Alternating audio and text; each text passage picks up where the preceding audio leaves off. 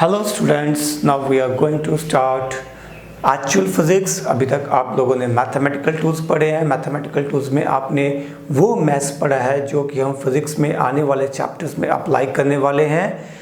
आप लोगों में से बहुत सारे स्टूडेंट्स ये कह रहे थे सब एक्चुअल फिजिक्स कब शुरू होगी, कब होगी। So it is the time to start actual physics. But before starting physics, we will have some introduction. What is science? What is physics? What are various branches of physics? What we are going to study in +1? What we are going to study in +2? Okay, तो यहाँ पर हम basic introduction से शुरू करेंगे.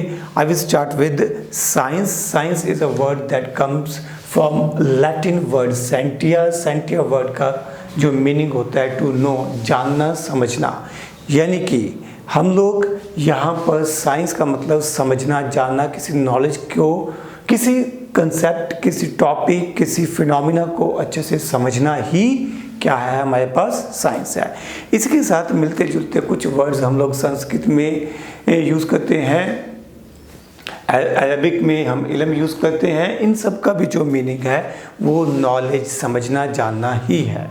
देखो बेटा, जो ह्यूमंस हैं वो हमेशा ही क्यूरियस रहे हैं. आसपास की चीज़ों को देख के, आसपास के फिनोमिनस को देख के उनमें क्यूरियोसिटी शो की है. ये देखने की कोशिश की है कि कौन सी एक्टिविटी, कौन सा फिनोमिना कब रिपीट होता है, क्यों रिपीट होता है, उसको समझने की कोशिश की है. जैसे स्टार्स क्या हैं, स्टार्स ट्विंकल क्यों करते हैं, स्टार्स पैटर्न क्यों बनाते हैं, सन इतनी ज़्यादा लाइट क्यों एमिट करता है, दिन क्यों बनता है, रात क्यों बनती है, सीजन्स क्यों बनते हैं, सीजन्स क्यों रिपीट होते हैं, स्काई का कलर ब्लू क्यों होता है, बादल जो क्लाउड्स हैं वो गरजते क्यों हैं, लाइटनिंग क्यों होती है, वॉल्केनोज क्यों बनते हैं, वॉल्केनोज क्यों बंद हो जाते हैं, रेनबो कैसे बनता है.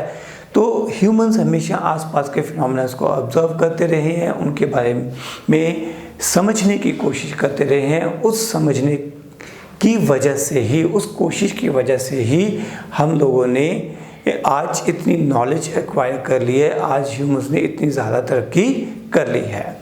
और उस नॉलेज को जब हम एक सिस्टमेटिक अप्रोच दे देते हैं, उस स्टडी को, सॉरी बेटर कहूँगा, उस स्टडी को, फिनोमिना को समझने की स्टडी को जब हम एक सिस्टमेटिक अप्रोच दे देते हैं, तब हम उसको कह देते हैं साइंस. ठीक है. हमेशा से ही हम लोग अपने आसपास ये देखने की कोशिश करते रहे हैं कि ये डिफरेंट मटेरियल्स क्यों हैं, हर मटेरियल की प्रॉपर्टी क्या है. ठीक है. लाइफ में इतनी डाइवर्सिटी क्यों है, प्लांट्स में इतनी डाइवर्सिटी क्यों है. तो वी हैव वेरी क्यूरियस, जो भी आसपास है हर चीज़ को समझने की, देखने की हमारी इच्छा रहती है. और हिस्टोरिकली अगर देखें तो इजिप्ट से शुरू कर सकते हैं. इजिप्ट के पिरामिड्स बहुत ज़बरदस्त नॉलेज के थ्रू, इतने बड़े, इतने साइंटिफिकली डिज़ाइन किए गए पिरामिड्स हैं. ठीक है. उसके बाद और कंट्रीज़ ने भी इसमें कंट्रीब्यूट किया, चाहे वो ग्रीस हो, चाहे इंडिया हो, चाहे चाइना हो, चाहे मेसोपोटामिया की सिविलाइजेशन हो. Everyone, a number of people all over the globe contributed at various ages in science. But जो इसमें जो मेजर स्ट्राइड्स थे, बड़े बड़े स्टेप्स जो लिए गए, वो मेनली 16वीं सेंचुरी के बाद यूरोप से शुरू हुए थे. न्यूटन, गैलीलियो, उन सब लोगों ने एक बेसिक अप्रोच जो है वो शुरू की थी. ठीक है. जिसको हम आज की डेट में एक कहते हैं कि हमारे पास वेल डिफाइंड स्ट्रक्चर है, किसने क्या किया था, उसकी क्या ऑब्जर्वेशन थी, क्या स्टडी से, क्या कंक्लूजन से, जो हमारे पास एक पूरा data, full flash data available है, और जो हम लोग आज दुनिया में यूटिलाइज कर रहे हैं. ठीक है. साइंस के फ़ायदों को जो हम लोग यूटिलाइज कर रहे हैं, चाहे वो अच्छे से बने हुए घर हो, चाहे हम टेलीविज़न देख रहे हो, चाहे हम कार ड्राइव कर रहे हो, all this story starts from 16th century. Okay. तो अगर हम डेफिनेशन की बात करें तो साइंस वर्ड कहाँ से आता है. साइंस वर्ड की डेफिनेशन क्या है. Science is a systematic attempt to understand natural phenomena in as much detail as possible and use this knowledge to predict, to modify and to control phenomena. मैं हर एक word को detail में लूँगा। हम लोग किसी भी नेचुरल फिनोमिना को जितना डिटेल में संभव है उतना डिटेल में समझने की कोशिश करते हैं। जैसे अगर मैं एक सिंपल सी न्यूटन की एग्जांपल लूँ, न्यूटन ने देखा भाई एप्पल मेरे सिर पे गिरा, तो एप्पल का गिरना एक कॉमन सा, किसी भी चीज़ को हम ड्रॉप करते हैं, गिरना जो है एक कॉमन सा फिनोमिना है। अब इस फिनोमिना को डिटेल में समझना ज़रूरी था। न्यूटन ने इस पे जोर लगाया। कई सालों की मेहनत के बाद ही वॉज एबल टू अंडरस्टैंड कि भाई एक फोर्स लग रही है which is called gravitational force. उस फोर्स की वजह से ये एप्पल अर्थ की तरफ खींच रहा है। ठीक है, अब ये तो फर्स्ट स्टेप था। उसको although he took long time but that was just first step. अब फिर ग्रेविटेशन फोर्स को समझा, उसको और डिटेल में, as much detail as possible, ये फोर्स कौन से फैक्टर्स पे डिपेंड करती है। ठीक है, ये फोर्स क्या लॉन्ग रेंज फोर्स है, शॉर्ट रेंज फोर्स है, इस फोर्स की क्या क्या प्रॉपर्टीज़ हैं, इस फोर्स के लगने की वजह क्या है, जितना संभव था उसको समझने की कोशिश की गई। अभी भी यूँ समझो कि ग्रेविटेशन पे वर्क चल रहा है। ठीक है, बट जो बातें अभी तक इंक्लूड हो चुकी हैं, वो जो लेटेस्ट थ्योरीज हैं वो हम अब यहाँ पे फोकस नहीं करेंगे। हम लोग +1 +2 में अपने बेसिक कंसेप्ट पे फोकस करेंगे, उससे बियॉन्ड नहीं जाएंगे। हो सकता है कि आज के लेक्चर के बाद आप लोग डिफरेंट थ्योरीज की धज्जियाँ उड़ानी शुरू कर दो, मतलब गूगल करना ठा कि ये एक वर्ड आ गया ग्रेविटेशन पढ़ लिया, ग्रेविटेशन में आगे ग्रेविटोन आ गया, अब ग्रेविटोन क्या है, इसका ओरिजिन क्या है, इसको किसने बताया था। ठीक है बेटा, आपका सीखने की जो इच्छा है वो एक नेचुरल है और वो होनी भी चाहिए, बट स्टिल कहीं ना कहीं आके जो हमारा कंस्ट्रेंट हो जाता है टीचर प्लस स्टूडेंट्स का, प्लस उससे भी ज़्यादा जो कंस्ट्रेंट हो जाता है वो हो जाता है सिलेबस का। हमें कहीं ना कहीं आके रुकना पड़ता है। हम लोग उतनी ही नॉलेज लेंगे जितनी कि हमें हमारे सिलेबस के हिसाब से रिक्वायर्ड है। उसके बियॉन्ड जैसे जैसे आप आगे पढ़ते चले जाओगे, आपकी नॉलेज को हम ऐड ऑन करते चले जाएंगे। आपका क्यूरियस बने रहना बड़ा इम्पॉर्टेंट है, आप बने रहिएगा। ठीक है, बट जो हम यहाँ पे बात कर रहे थे कि साइंस में जो है फर्स्ट स्टेप क्या है, किसी भी नेचुरल फिनोमिना को जितना डिटेल में हो सके उतना समझना। वापस चलता हूँ, डिटेल वर्ड का मतलब क्या है। हमने मैटर देखी, सपोज हमने आयरन का पीस लिया, पहले तो हमने समझा ये आयरन है, आयरन में हमने समझा इसका कुछ डेंसिटी है, बेसिक स्टार्ट किया होगा तो कुछ डेंसिटी है, ये एक सॉलिड फॉर्म में है। उसके बाद हमने इसकी फिजिकल प्रॉपर्टीज़ को समझा होगा कि अगर ऑक्सीजन के साथ या वाटर के साथ कांटेक्ट में आता है तो इसमें जंग लग जाता है, कोलिजन हो जाती है। ठीक है, फिर ये डिफरेंट मटेरियल्स के साथ किस तरह के बॉन्ड्स बनाता है, इसकी स्ट्रेंथ क्या है, तो ये हमने समझना शुरू किया। ये समझो बेसिक था। उसके बाद हम थोड़ा और डिटेल में गए, फिर हमने समझा भाई आयरन में किस चीज़ का बना हुआ है, जवाब है एटम्स का।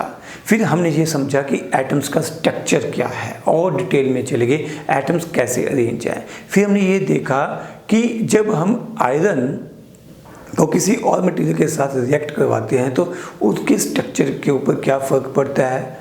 ठीक है, फिर हमने ये देखने की कोशिश की क्या स्ट्रक्चर पूरे आयरन के अंदर, अगर मैं मेटल की एक शीट लेता हूँ पूरी शीट के अंदर एक जैसा रहता है। फिर हमने ये समझने की कोशिश की क्यों आयरन को हम खींच सकते हैं, लंबा खींच सकते हैं, एक पेपर को क्यों नहीं खींच सकते। जितना डिटेल में पॉसिबल है उतना समझने की कोशिश की। फिर वो एटम क्या है, एटम क्यों है, एटम किसका बना हुआ है। ठीक है, हम जितना डिटेल में जा सकते थे या जा सकते हैं उतना डिटेल में जाने की कोशिश करते हैं। तो साइंस में जो फर्स्ट स्टेप डेफिनेशन में आता है, it is a systematic attempt to understand natural phenomena. कोई भी नेचुरल फिनोमिना है उसका जितना डिटेल में हो सके उतना डिटेल में समझने की कोशिश की जाती है। उसके बाद उसको समझने के बाद उससे जो हमने सीखा, जो नॉलेज एक्वायर की, उस नॉलेज के बेस में हम प्रिडिक्ट करते हैं भाई अगर ऐसा है तो ऐसा ही होगा। ठीक है, जैसे आप लोग बेसिक प्रॉपर्टीज़ में पढ़ते हो कि किसी में सब्सटेंस के अंदर अगर वाटर के मॉलिक्यूल्स हैं तो वो वाटर कहीं से भी लिया जाए ठीक है। पूरी दुनिया में चाहे मैं अपने घर से पानी लूँ, चाहे एकेडमी से पानी लूँ, और चाहे मैं अमेरिका से जाके पानी लूँ, कहीं से भी पानी लूँ, उस पानी के मॉलिक्यूल के अंदर एक ऑक्सीजन और 2 हाइड्रोजन के एटम होंगे। तो ये बेसिक प्रॉपर्टी है। ये हमने अपनी प्रेडिक्शन, अपनी नॉलेज के बेस पे जज की, ठीक है। ये जज की, ये प्रेडिक्ट की, फिर हम उसको वेरीफाई करते हैं, भाई जो मैंने जजमेंट की है क्या वो सही है भी या नहीं। तो फर्स्ट स्टेप क्या था, हमने इस बात को प्रेडिक्ट किया, हमने ये प्रेडिक्ट किया अपनी नॉलेज के बेस पे कि सब जगह पे पानी की वैल्यू, पानी के अंदर जो मॉलिक्यूल्स है, मॉलिक्यूल्स का जो स्ट्रक्चर है उसमें एक ऑक्सीजन और 2 हाइड्रोजन ही होंगे। उसके बाद अगर हमारी प्रेडिक्शन में कहीं कुछ गड़बड़ हो गई, नहीं यार किसी और जगह तो सैंपल में कुछ और आ गया, तब हमें अपनी नॉलेज को क्या करना पड़ेगा, मॉडिफाई। नहीं यार ये 10 जगह तो ठीक था, बट 11th जगह पे यहाँ पे कुछ गड़बड़ हो रही है, आई नीड टू रीथिंक। मैं इसको मॉडिफाई करता हूँ, फिर दोबारा से प्रेडिक्ट करूँगा कि क्या हो सकता है। जब ये प्रेडिक्ट हो गया तब मैं अपने सिस्टम को, उस फिनोमिना को कंट्रोल करने की कोशिश करता हूँ, ठीक है। I will try to control that phenomena. मुझे ये पता लग गया कि मेटल इज मैलेबल, डक्टाइल है, तो अब मैं मेटल की उस प्रॉपर्टी को कंट्रोल करके, यूटिलाइज करके अपने हिसाब से जो मर्जी चीज़ बना सकता हूँ। तो उस चीज़ को कंट्रोल करना है। अगर मुझे पता लग गया, मुझे ये पता लग गया कि आयरन को जंग लगता है, अगर मैं उसको मॉइस्ट एयर में रख दूं या पानी उसके ऊपर डाल दूं, तो मैं उसको कंट्रोल करने की कोशिश करूंगा। मैं उसके ऊपर एक पेंट की लेयर चढ़ा दूंगा ताकि अब वो कांटेक्ट टूट जाए और अब वो खराब ना हो। तो बेसिकली जब भी पॉसिबल है हम उस फिनोमिना को कंट्रोल भी करने की कोशिश करते हैं। तो ये फर्स्ट स्टेप हो गया, साइंस की डेफिनेशन होगी। साइंस में जो हम आगे फर्दर लिख सकते हैं, इट इज़ बेसिकली एक्सप्लोरिंग, हमारे आसपास क्या हो रहा है उन सबको एक्सप्लोर करना, उनके बारे में सीखना, फिर जो हमने सीखा उसके बारे में एक्सपेरिमेंट करने, ठीक है। भी देखें अगर ऐसा हो तो क्या ऐसा होगा कि नहीं होगा। जस्ट रिकॉल, कभी ना कभी आप लोगों ने बचपन में किया ही होगा, आपने टॉयज के साथ ही किया होगा। एक छोटी सी एग्जांपल देता हूँ। एक आपके पास बचपन में एक टॉय या कार रहती है स्प्रिंग वाली, आप उसको थोड़ा पीछे को खींचते हो, वो चल पड़ती है ना। कुछ देर बाद वो जाके रुक जाती है। You must have done a number of experiments on that कि यार पापा ने चलाई तो बड़ी दूर गई थी, मैंने चलाई तो इतनी दूर गई नहीं। Then you must have tried, उसको और ज़्यादा पुश किया होगा, कभी चली होगी कभी नहीं चली होगी। तो धीरे धीरे आपको उसके बिहाइंड का लॉजिक समझ आना शुरू हो गया होगा, भाई ये इस तरह से काम करती है। तो बेसिकली यू एक्सप्लोर, ये हो क्या रहा है, फिर आपने उस टॉय के ऊपर एक्सपेरिमेंट किए होंगे, ठीक है। I am just taking very simple example. First step was exploring, second step was experimenting and then predicting। फिर आपको ये predict हो गया भाई अगर कोई दूसरी कार भी आती है, वो इसी फिनोमिना पे, इसी प्रिंसिपल पे काम करती है, तो अगर उसको भी मैं ज़्यादा जोर से खींचूंगा तो ज़्यादा दूर तक जाएगी, ठीक है। Experimenting then predicting from what we see around us, हमने अपने आसपास क्या देखा उसके बेस पे हम ये प्रेडिक्ट करते हैं कि अब क्या होगा, ठीक है। अब किसी भी साइंटिफिक मेथड में हमें कुछ स्टेप्स को कंसिडर करना पड़ता है। ध्यान रखना बेटा, जो साइंस है ना बड़ी डायनामिक है, ये लगातार चेंज होती रहती है। लोग जनरली कहते हैं कि यार वही जो 10 साल पहले था वो आज पढ़ रहे हो, कोई नई चीज़ नहीं है। जो 9th में पढ़ी थी वही +1 +2 में पढ़ोगे तो कुछ नया नहीं है। ऑल्दो साइंस की जो चेंज होने की रफ्तार है, डायनामिक है, चेंज होने की रफ्तार है, वो थोड़ी स्लो है। थोड़ी स्लो का मतलब क्या है कि अगर आप इकोनॉमिक्स देखो, अगर आप कहो ये टैक्स की स्लैब चेंज हो रही है तो भाई साहब वो हर साल चेंज हो रही है, ठीक है। उसके साथ हम साइंस को कंपैरिजन नहीं कर सकते, बट हाँ ये कॉन्टिन्यूसली चेंज होती है। तो चेंज होने के पीछे कुछ सीक्वेंसेस रहती हैं, ये स्टेप्स हम फॉलो करते हैं कि इसके थ्रू हम इसको इस तरह से हम किसी थ्योरी को डेवलप करते हैं, फिर उस थ्योरी को चैलेंज करते हैं। अगर उस थ्योरी में कुछ गड़बड़ आती है तो हमें उसको रिव्यू करना पड़ता है, फिर से उसको चेंज करना पड़ता है। जो स्टेप्स इन्वॉल्व है हम लोग यहाँ पर देखेंगे। साइंटिफिक मेथड में क्या होता है, first step is systematic observation, ठीक है। सिस्टमैटिक ऑब्जर्वेशन से मैं फिर से एग्जाम्पल लूँगा न्यूटन के एप्पल की। एप्पल गिरा तो उसकी ये ऑब्जर्वेशन थी, उसने ऑब्जर्व किया ऐसा हो रहा है, अगली बार देखा ऐसा हो रहा है, अगली बार देखा फिर ऐसा हो रहा है। तो तो अलग अलग चीज़ों को फेंक के देखा, हर बार ऐसा ही हो रहा था। इट वाज सिस्टमैटिक ऑब्जर्वेशन, किसी चीज़ को स्टडी किया गया, ऑब्जर्व किया गया। उसके बाद कंट्रोल्ड एक्सपेरिमेंट्स। फिर जस्ट इमेजिन कर रहा हूँ कि न्यूटन ने क्या किया होगा। एक बार तो एप्पल खुद गिरा, दूसरी बार उसने खुद गिराने शुरू किए होंगे, ठीक है। उन एप्पल्स के गिरने का टाइम नोट करना शुरू किया होगा। कभी एप्पल गिराया होगा, कभी बॉल गिराई होगी, कभी पेन गिराया होगा।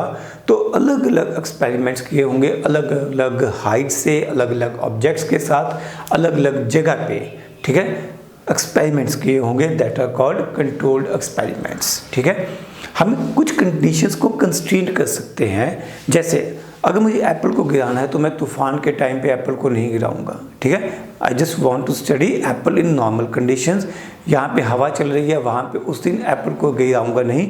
हो सकता है उस दिन उसके गिरने के टाइम में कुछ वेरिएशन है एज कम्पेयर टू जब हम उसको बिना हवा के, बिना तेज़ चलने वाली हवा के एक्सपेरिमेंट कर रहे हैं। तो हम एक्सपेरिमेंट्स को कंट्रोल्ड वे में करते हैं। उसके बाद उन एक्सपेरिमेंट्स के जो रिजल्ट्स आते हैं उनको क्वालिटेटिवली एंड क्वांटिटेटिवली एक्सप्लेन करने की कोशिश करते हैं। मतलब उसके पीछे के लॉजिक को समझने की कोशिश, प्लस उसके पीछे के थोड़े से मैथमेटिक्स को समझने की कोशिश करते हैं।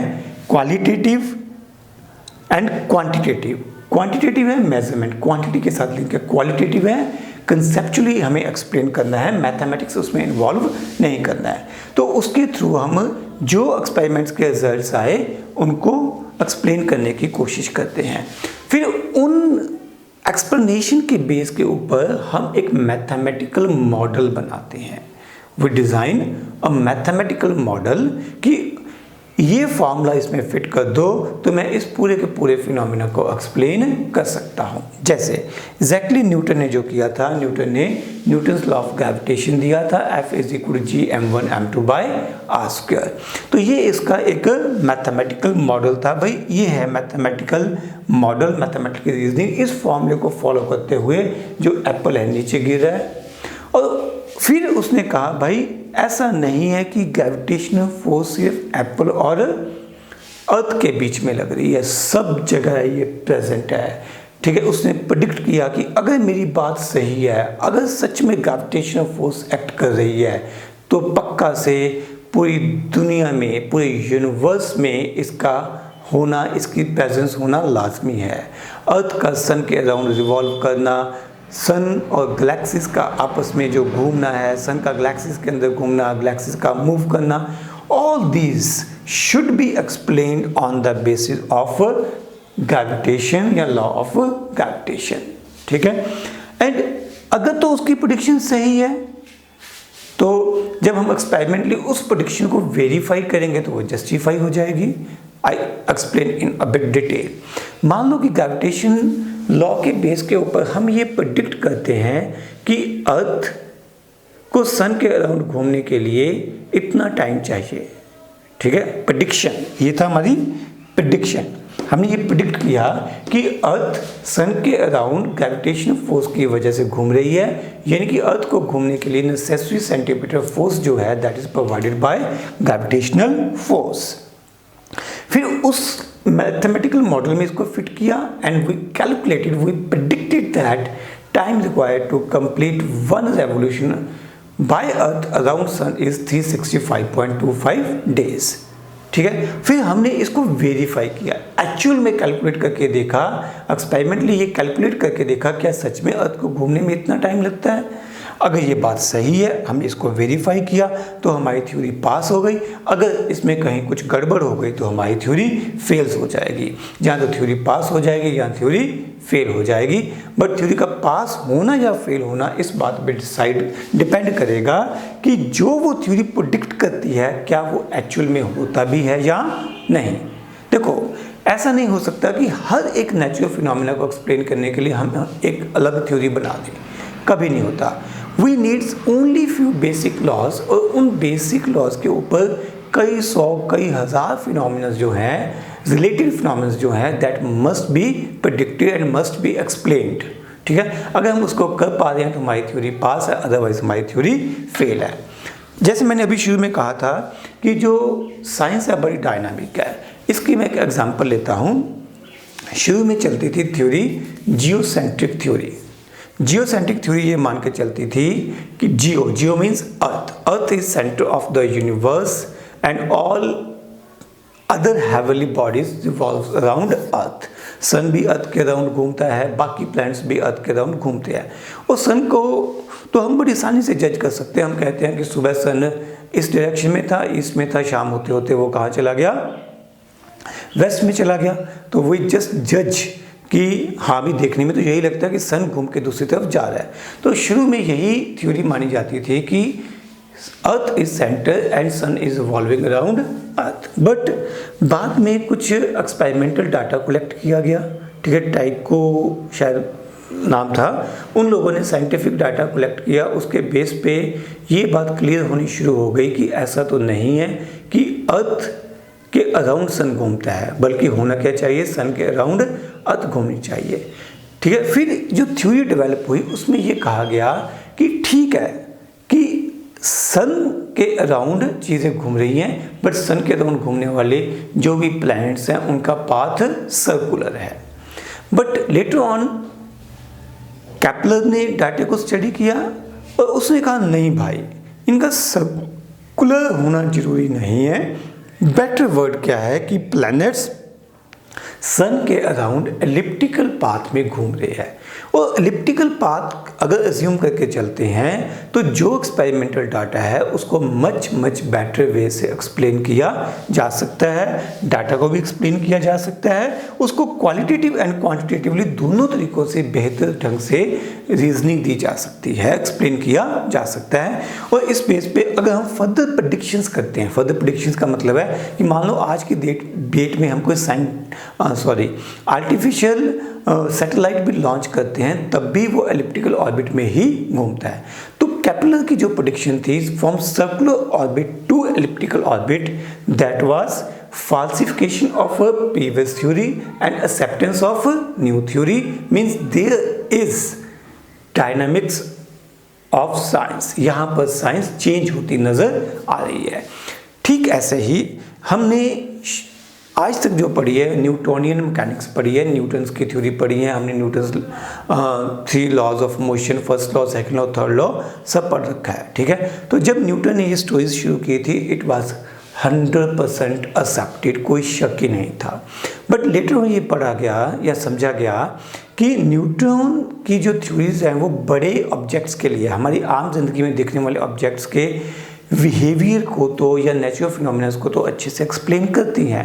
बट जब हम एटॉमिक लेवल पे जाते हैं, सब एटॉमिक लेवल पे जाते हैं, तो वहाँ पर न्यूटन थ्योरी काम नहीं करती हैं, न्यूटन्स जो लॉज है वो काम नहीं करते हैं। तो हम न्यूटन लॉज को आज की डेट में जनरल लॉज नहीं मानते हैं, बल्कि अब उससे ज़्यादा डिटेल्ड थ्योरी हम पढ़ते हैं क्वांटम मैकेनिक्स। क्वांटम मैकेनिक्स जो फिनोमेना न्यूटन थ्योरी एक्सप्लेन करती थी, न्यूटोनियन मैकेनिक्स एक्सप्लेन करती थी, वो भी करती है और सब एटॉमिक पार्टिकल्स के बिहेवियर को भी एक्सप्लेन कर सकती है, ठीक है।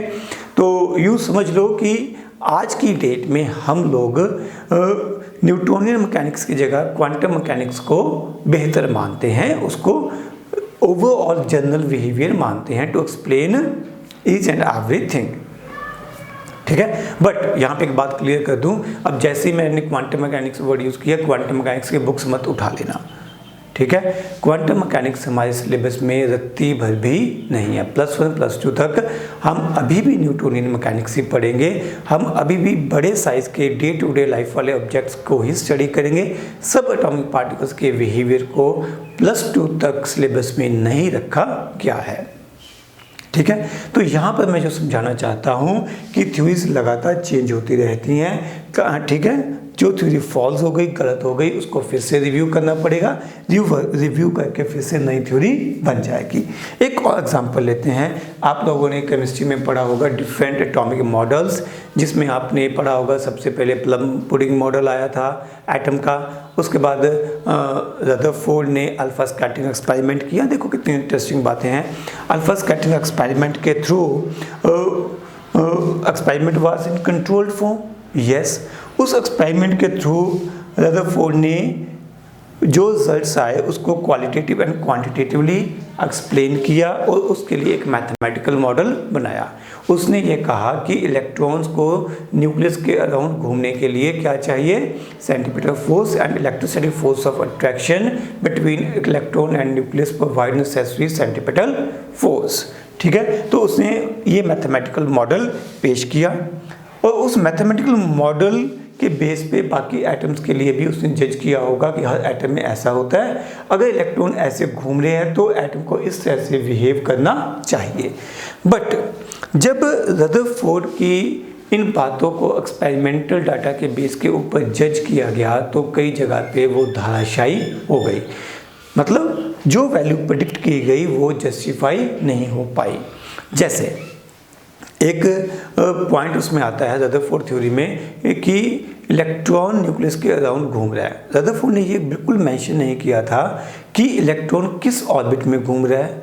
ठीक है, वो इसका मतलब था वो किसी भी ऑर्बिट में घूम सकता है।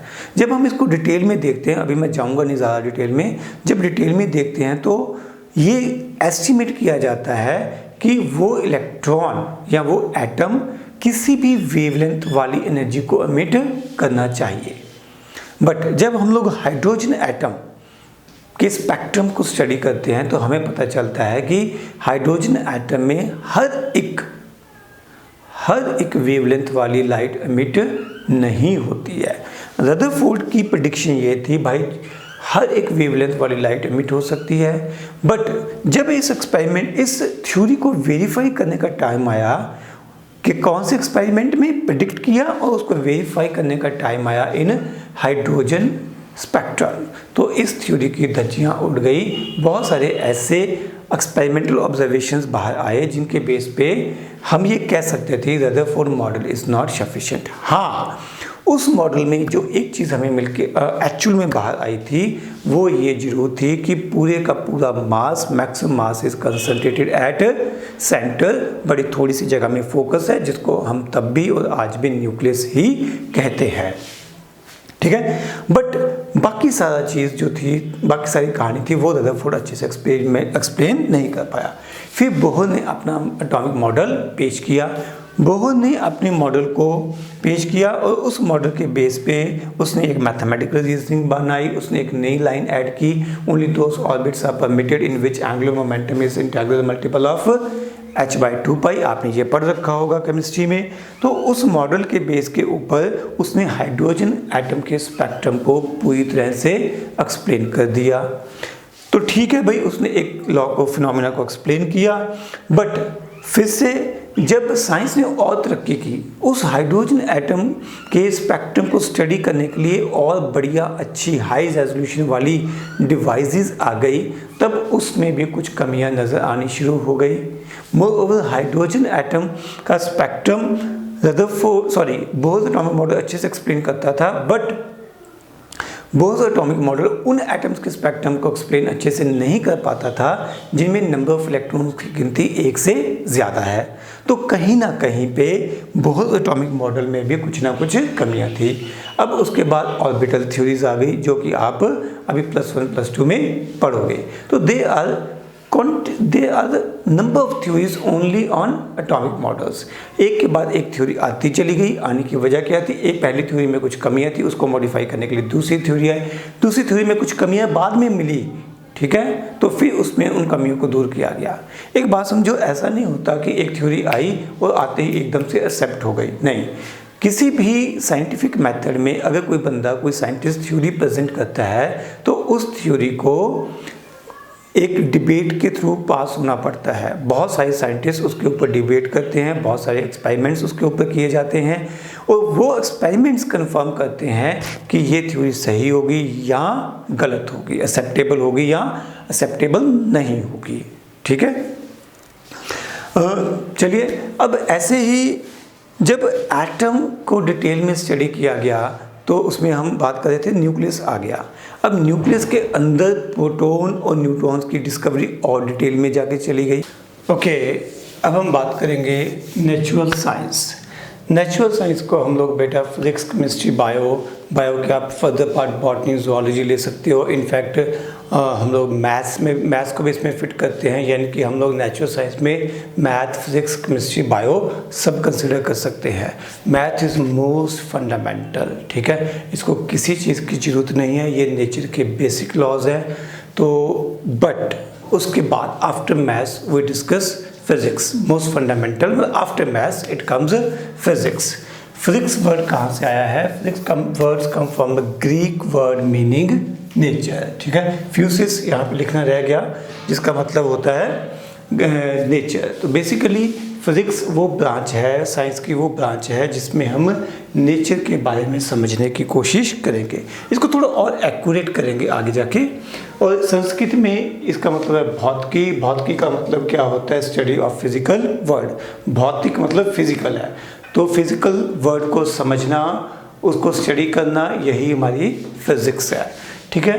अब फिजिक्स की डेफिनेशन क्या है? Physics is a branch of science which concerns with the nature and properties of matter and energy, which concerns with the nature and natural phenomena। ये भी कह सकते हो, बट आप ऐड कर रहे हो which concern with the nature and properties of matter and energy. अगर आप एनसीईआरटी पढ़ोगे ना तो उसमें लिखा होगा कि फिजिक्स की प्रॉपर डेफिनेशन हम दे ही नहीं सकते, ना ही उसकी ज़रूरत है। बट अगर हमें याद रखनी हो, अगर हमें क्वेश्चन आ जाए व्हाट इज फिजिक्स, तो आप कह सकते हो physics is science of branch of science which deals with nature and natural phenomena, या आप कह सकते हो science which deals with nature and properties of matter and energy. Basically physics में हम करना क्या चाहते हैं? फिजिक्स में हम चाहते हैं to study laws of basic laws of nature. Nature के कुछ ही बेसिक लॉज है बेटा। हम इसी चैप्टर में आगे जाके कुल मिला के 4 फोर्सेस और कुछ लॉज ऑफ कंजर्वेशन पढ़ेंगे। तो कुछ ही बेसिक लॉज हैं, उन बेसिक लॉज को समझना, उनको इंटरप्रेट करना और उनके बेस के ऊपर सारे नेचुरल फिनोमिना को एक्सप्लेन करना कि कैसे वो सारे लॉज सारे के सारे नेचुरल फिनोमिना को कंट्रोल करते हैं, चाहे वो सिंपल फॉर्म में हो, चाहे वो कॉम्प्लेक्स फॉर्म में हो, ठीक है। तो in physics basically we deals with few basic laws of nature, and their manifestation in different natural phenomena. This is definition as mentioned in NCERT. Okay? अब इस लाइन का अभी जो डिटेल्ड मीनिंग है ना, जो वर्ड यहाँ पे लिखा हुआ है बेसिक लॉज ऑफ नेचर, इनको हम इसी चैप्टर में आगे डिस्कस करेंगे। फॉर द टाइम बिंग आप अभी इसको एक बार याद कर लो। Next we have principal thrusts in physics. Physics में ऐसी क्या चीज़ें हैं जो कि पूरी फिजिक्स को कंट्रोल करती हैं? पहली है हमारे पास यूनिफिकेशन एंड सेकंड है रिडक्शनिज्म। यूनिफिकेशन क्या है? यूनिफाई करना, चीज़ों को आपस में जोड़ना, ठीक है। अलग अलग कंसेप्ट्स को एक्सप्लेन करने के लिए, अलग अलग फिनोमिना को एक्सप्लेन करने के लिए हमें अलग अलग थ्योरीज नहीं चाहिए। हम कम से कम लॉज, कम से कम थ्योरीज बना के ज़्यादा से ज़्यादा लॉज को ज़्यादा से ज़्यादा फिनोमिना को एक्सप्लेन करते हैं। जैसा कि अभी थोड़ी देर मैंने पहले कहा था कि एक ग्रेविटेशन लॉ को बना के हम लोग अर्थ के ऊपर एप्पल का गिरना, अर्थ का सन के अराउंड घूमना, सन का प्लैनेट्स के अराउंड घूमना, ठीक है, and a number of phenomena जिनको हम एक्सप्लेन कर सकते हैं, ठीक है। सिमिलरली आप लोगों ने कूलम्स लॉ पढ़ा हुआ है, तो कूलम्स लॉ को अगर मैं जनरलाइज कहता हूँ तो वो इलेक्ट्रिसिटी के साथ लिंक है। आगे मैग्नेटिज्म आएगी, कंबाइंड कहते हैं इलेक्ट्रोमैग्नेटिज्म। तो कुछ लॉज को हम यूज़ करके पूरी की पूरी इलेक्ट्रिसिटी एंड मैग्नेटिज्म को एक्सप्लेन कर सकते हैं। तो उसमें आती है हमारे पास मैक्सवेल इक्वेशंस, हम लोग +2 में पढ़ेंगे। We have 4 Maxwell equations. उन 4 मैक्सवेल इक्वेशंस को यूज़ करके जितने भी फंडे हैं इलेक्ट्रिसिटी एंड मैग्नेटिज्म, उन सारों को एक्सप्लेन किया जा सकता है। With the only 4 equations we can explain a whole electricity and magnetism, ठीक है। तो यहाँ पर हम अटेम्प्ट क्या कर रहे हैं? हम अटेम्प्ट कर रहे हैं कि बिल्कुल डाइवर्स, बिल्कुल डिफरेंट लगने वाले, अलग अलग दिखने वाले फिनोमिना को थोड़े से लॉज या थोड़े से कंसेप्ट्स में फोकस कर दें। अभी भी बेटा जितना हम पढ़ेंगे उसमें ग्रेविटेशन उसके बाद electromagnetic forces, weak forces and strong forces, 4 तरह की फोर्सेस पढ़ेंगे। ये चारों फोर्सेस को अलग अलग पढ़ेंगे, बट साइंटिस्ट अभी इसके ऊपर भी काम कर रहे हैं। ये इन चारों फोर्सेस को भी यूनिफाई करने की कोशिश कर रहे हैं, इन चारों को भी एक सिंगल थ्योरी के बेस के ऊपर एक्सप्लेन करने की कोशिश कर रहे हैं। ठीक है, तो काम चल रहा है, काफ़ी हो चुका है, बट वो सब हमारे सिलेबस में नहीं है। आप लोगों को स्ट्रिंग थ्योरी वगैरह की डिटेल में नहीं जाना है। ठीक है, तो नेक्स्ट स्टेप इज हमारे पास रिडक्शनिज्म। रिडक्शनिज्म में हम क्या करते हैं, किसी बड़े सिस्टम की प्रॉपर्टीज़ को डिस्क्राइब करने के लिए, किसी बड़े सिस्टम के बिहेवियर को एक्सप्लेन करने के लिए जो कि काफ़ी कॉम्प्लेक्स है, हम सीधा उस सिस्टम पे नहीं जाते, बल्कि उसके छोटे छोटे पार्टिकल्स के बिहेवियर को समझते हैं। उन छोटे छोटे पार्टिकल्स जो कि एक जैसे हैं, उनके बिहेवियर को समझ के उस बेस के ऊपर हम बड़े सिस्टम को या उसके बिहेवियर को एक्सप्लेन करने की कोशिश करते हैं। देखो एग्जांपल लेते हैं, मान लीजिए मेरे पास एक कंटेनर में गैस है, मुझे अब गैस के बिहेवियर को समझना है। तो पूरे गैस के बिहेवियर को ऐसे समझना कॉम्प्लेक्स है। हम थोड़ा नीचे आते हैं, हम उसके इंडिविजुअल एटम मॉलिक्यूल्स के बिहेवियर को समझते हैं। उसको समझ के, ठीक है, वापस हम चलते हैं गैस के बिहेवियर के ऊपर, फिर हम गैस के बिहेवियर को एक्सप्लेन कर पाते हैं। यानी कि सिस्टम कॉम्प्लेक्स है, एक गैस के अंदर लाखों करोड़ों अरबों एटम्स और मॉलिक्यूल्स मूव कर रहे हैं। हम उन एटम और मॉलिक्यूल्स के बिहेवियर को समझ के पूरी गैस के बिहेवियर को एक्सप्लेन करने की कोशिश करते हैं। जैसे हम कहते हैं कि किसी गैस का कुछ टेम्परेचर है। अब टेम्परेचर प्रॉपर्टी कहाँ से आती है? टेम्परेचर प्रॉपर्टी अगर डिटेल में स्टडी करते हैं तो पता चलता है कि ये लिंक है with kinetic energy of molecules of gas. जितनी किनेटिक एनर्जी गैस मॉलिक्यूल्स की ज़्यादा होगी, उतना उस गैस का टेम्परेचर ज़्यादा होगा। तो हम अपने कॉम्प्लेक्स सिस्टम को समझने के लिए उसके छोटे छोटे पार्ट्स को समझते हैं। छोटे पार्ट्स में खासियत क्या है, वो सभी आइडेंटिकल है, करोड़ों अरबों मॉलिक्यूल्स एक जैसे हैं, उनकी बिहेवियर को समझते हैं। तो रिडक्शनिज्म क्या है? To drive the properties of a bigger and more complex system from the properties and interaction of constituent similar parts. एक जैसे सिमिलर पार्ट्स को जो मिलके एक बड़ा सिस्टम बना रहा है, उस छोटे पार्ट्स के बिहेवियर को, उनकी प्रॉपर्टीज को, उनकी आपस में इंट्रैक्शन को समझ के हम बड़े और कॉम्प्लेक्स सिस्टम के बिहेवियर या प्रॉपर्टीज को एक्सप्लेन करते हैं। This is called reductionism. आपको ये दोनों डेफिनेशंस याद रखनी चाहिए अपने बोर्ड एग्जाम के लिए। कंपटीशन में जो आज मैं पढ़ाऊंगा लेक्चर, उसमें से कुछ भी या कुछ खास नहीं पूछा जाता। अब अगर हम बात करते हैं फिजिक्स का स्कोप क्या है, ठीक है, तो physics has a wide scope. Physics के स्कोप को हम, या फिजिक्स की डोमेन क्या है, इसको हम दो हिस्सों में बांट सकते हैं, एक मैक्रोस्कोपिक लेवल पे और एक माइक्रोस्कोपिक लेवल पे। We will discuss scope of physics and scope of physics can be discuss, या टू डोमेन्स कह लो। इसकी दो डोमेन्स हैं, एक हो जाएगी माइक्रोस्कोपिक लेवल पे, एक हो जाएगी मैक्रोस्कोपिक बड़े लेवल पे। मैक्रोस्कोपिक बड़े लेवल पे, माइक्रो छोटे लेवल पे। माइक्रोस्कोप पे थोड़ा सा मैं लिखूँगा, जैसे हम बात करेंगे एटम्स, मॉलिक्यूल्स या सब atomic particles like protons, neutrons etcetera. ठीक है, जो मैक्रोस्कोपिक पार्टिकल ऑब्जेक्ट्स हैं, ये हमारी ज़िंदगी में आम दिखने वाले ऑब्जेक्ट्स हो गए, ठीक है, रूटीन ऑब्जेक्ट्स हो गए। इसके बाद आप आगे जा सकते हो, प्लैनेट्स, स्टार्स, गैलेक्सीज, इन सब के बारे में हम जब बात करते हैं तो ये मैक्रोस्कोपिक लेवल की बात करते हैं। जो फिजिक्स का मैक्रोस्कोपिक पार्ट है, that can be explained on the basis of classical physics. ठीक है, क्लासिकल फिजिक्स को अगर मैं क्लासिफाई करता हूँ तो बेसिकली हम इसमें बात करते हैं न्यूटोनियन फिजिक्स। ठीक है, न्यूटोनियन फिजिक्स का मतलब है कि हम न्यूटन के 3 फंडामेंटल लॉज के बेस के ऊपर इन पार्टिकल्स के मोशन को, इनके बिहेवियर को एक्सप्लेन करने की कोशिश करते हैं। इसके अलावा आप Newton's law of gravitation add कर सकते हो। जितना हम लोग +1 +2 में पढ़ते हैं all comes under category of this part, ठीक है। Major section comes under this part, ठीक है। जिसमें जो हम बात करते हैं मैकेनिक्स की बात करते हैं। बेटा मैंने कहा था 2 तरह की मैकेनिक्स होती है, क्वांटम मैकेनिक्स, एक न्यूटोनियन मैकेनिक्स। तो हम यहाँ पर न्यूटोनियन मैकेनिक्स की बात कर रहे हैं।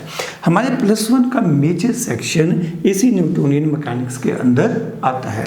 आप लोग अभी पढ़ोगे काइनेमैटिक्स, लॉज ऑफ मोशन, ठीक है, न्यूटन लॉज ऑफ मोशन, फिर आप पढ़ोगे वर्क पर एनर्जी, फिर आप पढ़ोगे ग्रेविटेशन, फिर आप लोग आगे पढ़ोगे SHM एंड वेव्स, ठीक है। इन सबको हम एक्सप्लेन करेंगे on the basis of Newtonian physics, यानी कि basic laws of physics given by Newton. इसके अलावा जो हम फर्दर और फिजिक्स की ब्रांचेस पढ़ेंगे उसमें आ जाती है इलेक्ट्रोडायनामिक्स, ठीक है, या इलेक्ट्रोमैग्नेटिज्म लिख लो, बेटर है इलेक्ट्रोमैग्नेटिज्म क्या होगा? Basically this is combination of electricity and magnetism. Electricity and magnetism या मैग्नेटिक इफेक्ट्स ऑफ करंट, ये सब आप लोगों ने 10th में पढ़ा था, ठीक है। ये जो पार्ट है ये हमारे +2 के सिलेबस का हिस्सा रहेगा। +2 में समझो कि 70% of the syllabus, yes 60 to 70% of the syllabus will be electromagnetism. Electromagnetism में आप क्या पढ़ते हो?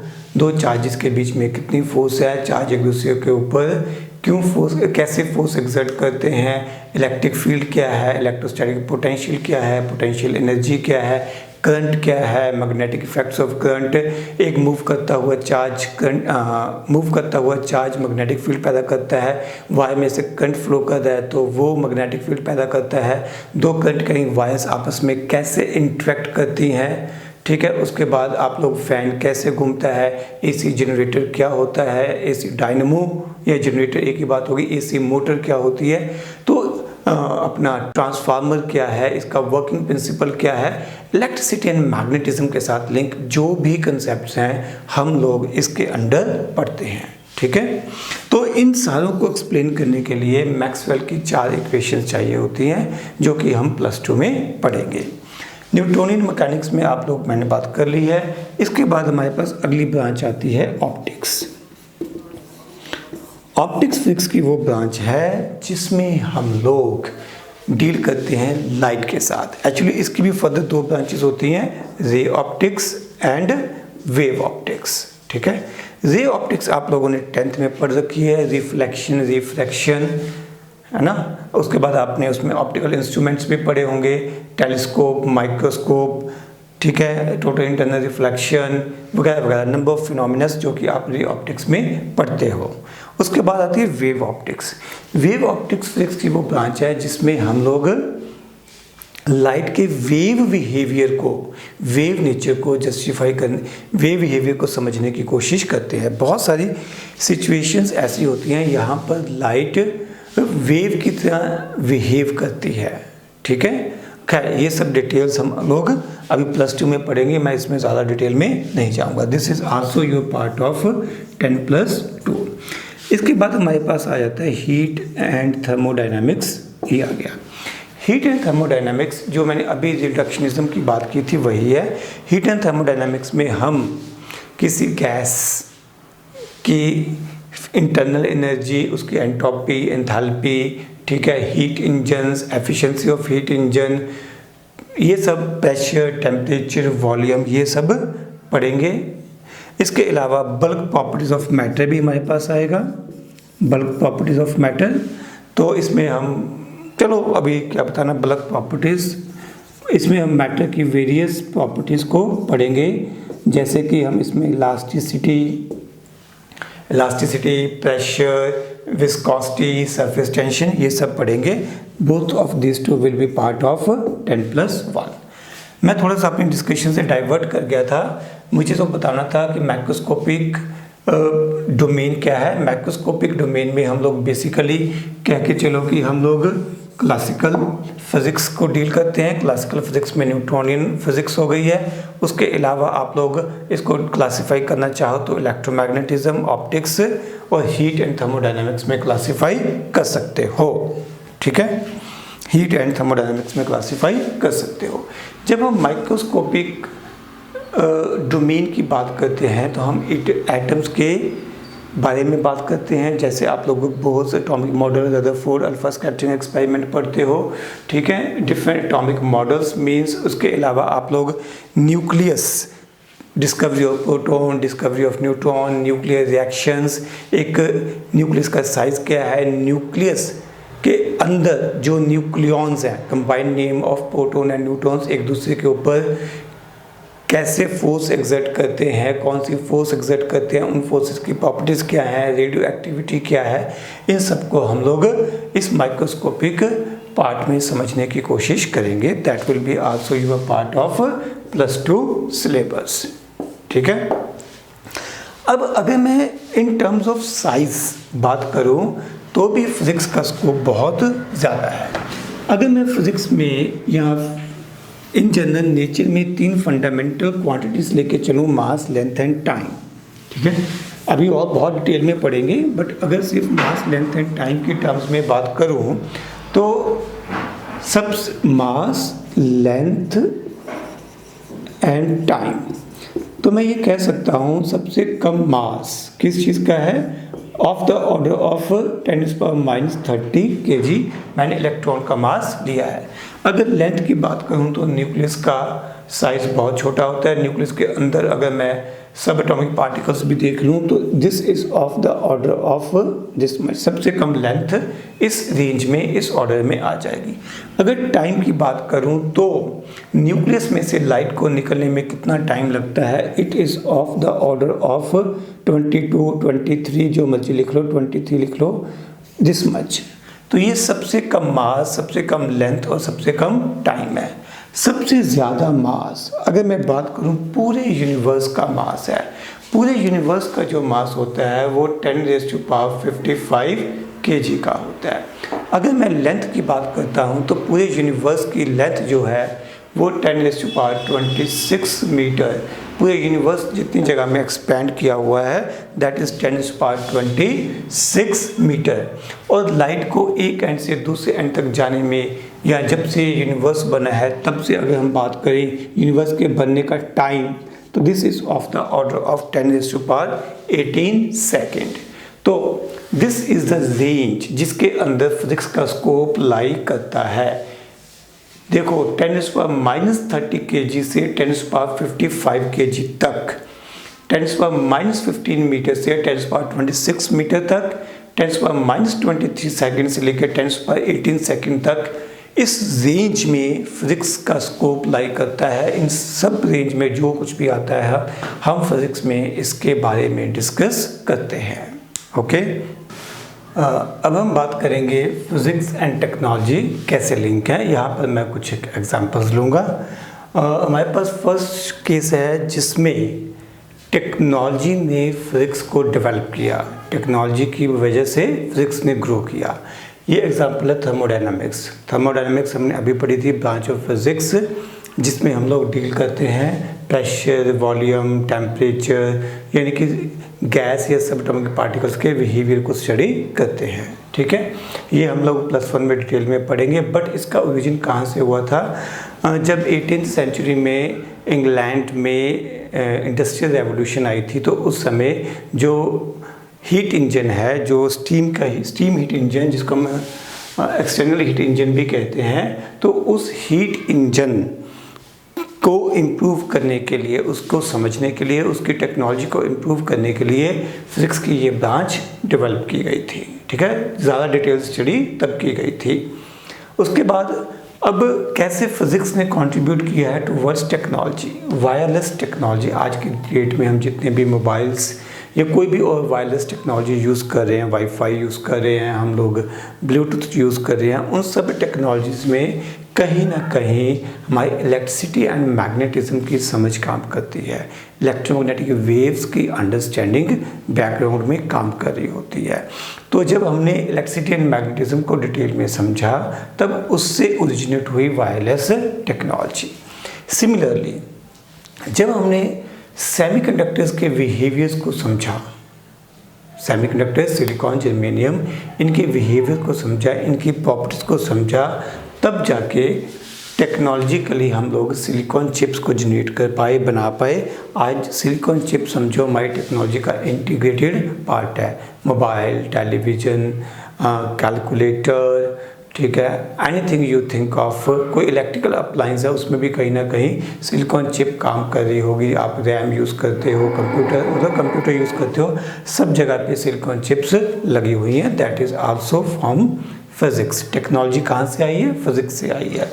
अगली एग्जांपल है कि फिजिक्स का जो स्कोप है ना, कई बार लोगों को पता ही नहीं होता, साइंटिस्ट भी ये गेस नहीं कर पाते कि फिजिक्स कहाँ तक क्या क्या कमाल करके दिखा सकती है। इसकी एक बड़ी ज़बरदस्त एग्जांपल रहती है कि न्यूक्लियर पावर प्लांट्स या न्यूक्लियर वेपन्स के बारे में रदरफोर्ड ने जब एटॉमिक मॉडल दिया था तो उसने ये बात बड़ी क्लियरली कही थी, भाई इस चीज़ की कोई उम्मीद नहीं है कि एटम की एनर्जी को हम, एटम के अंदर की एनर्जी को हम लोग ट्रैप कर पाएँ, एटम की एनर्जी को हम लोग यूटिलाइज कर पाएँ। बट उसके ये बात कहने के कुछ साल बाद ही, ठीक है, साइंटिस्ट लोगों ने न्यूक्लियर वेपन्स बना लिए थे, न्यूक्लियर बॉम्ब बना लिया था। That was thrown at Hiroshima and Nagasaki, Japan. ठीक है, आज की डेट में हम लोग न्यूक्लियर पावर प्लांट्स के थ्रू एटम्स के अंदर की एनर्जी को यूटिलाइज कर पाते हैं। इसके अलावा फिजिक्स ने कंट्रीब्यूट किया है towards alternative sources of energy, ठीक है, जिसमें मैं यहाँ पे एक कॉमन एग्जांपल ले रहा हूँ, सोलर सेल्स। सोलर सेल्स की जो डिज़ाइन है, जो इसके पीछे की वर्किंग प्रिंसिपल्स है, that all comes from physics, ठीक है। एंड सोलर सेल्स आज की डेट में best practical source of renewable energy है, ठीक है। Is that okay? चलिए, इसके बाद अब हम बात करेंगे फंडामेंटल फोर्सेस इन नेचर। बेटा, अगर हम आम जिंदगी में मैक्रोस्कोपिक लेवल पे देखें तो मैक्रोस्कोपिक लेवल पे बहुत सारी फोर्सेस एग्जिस्ट करती हैं।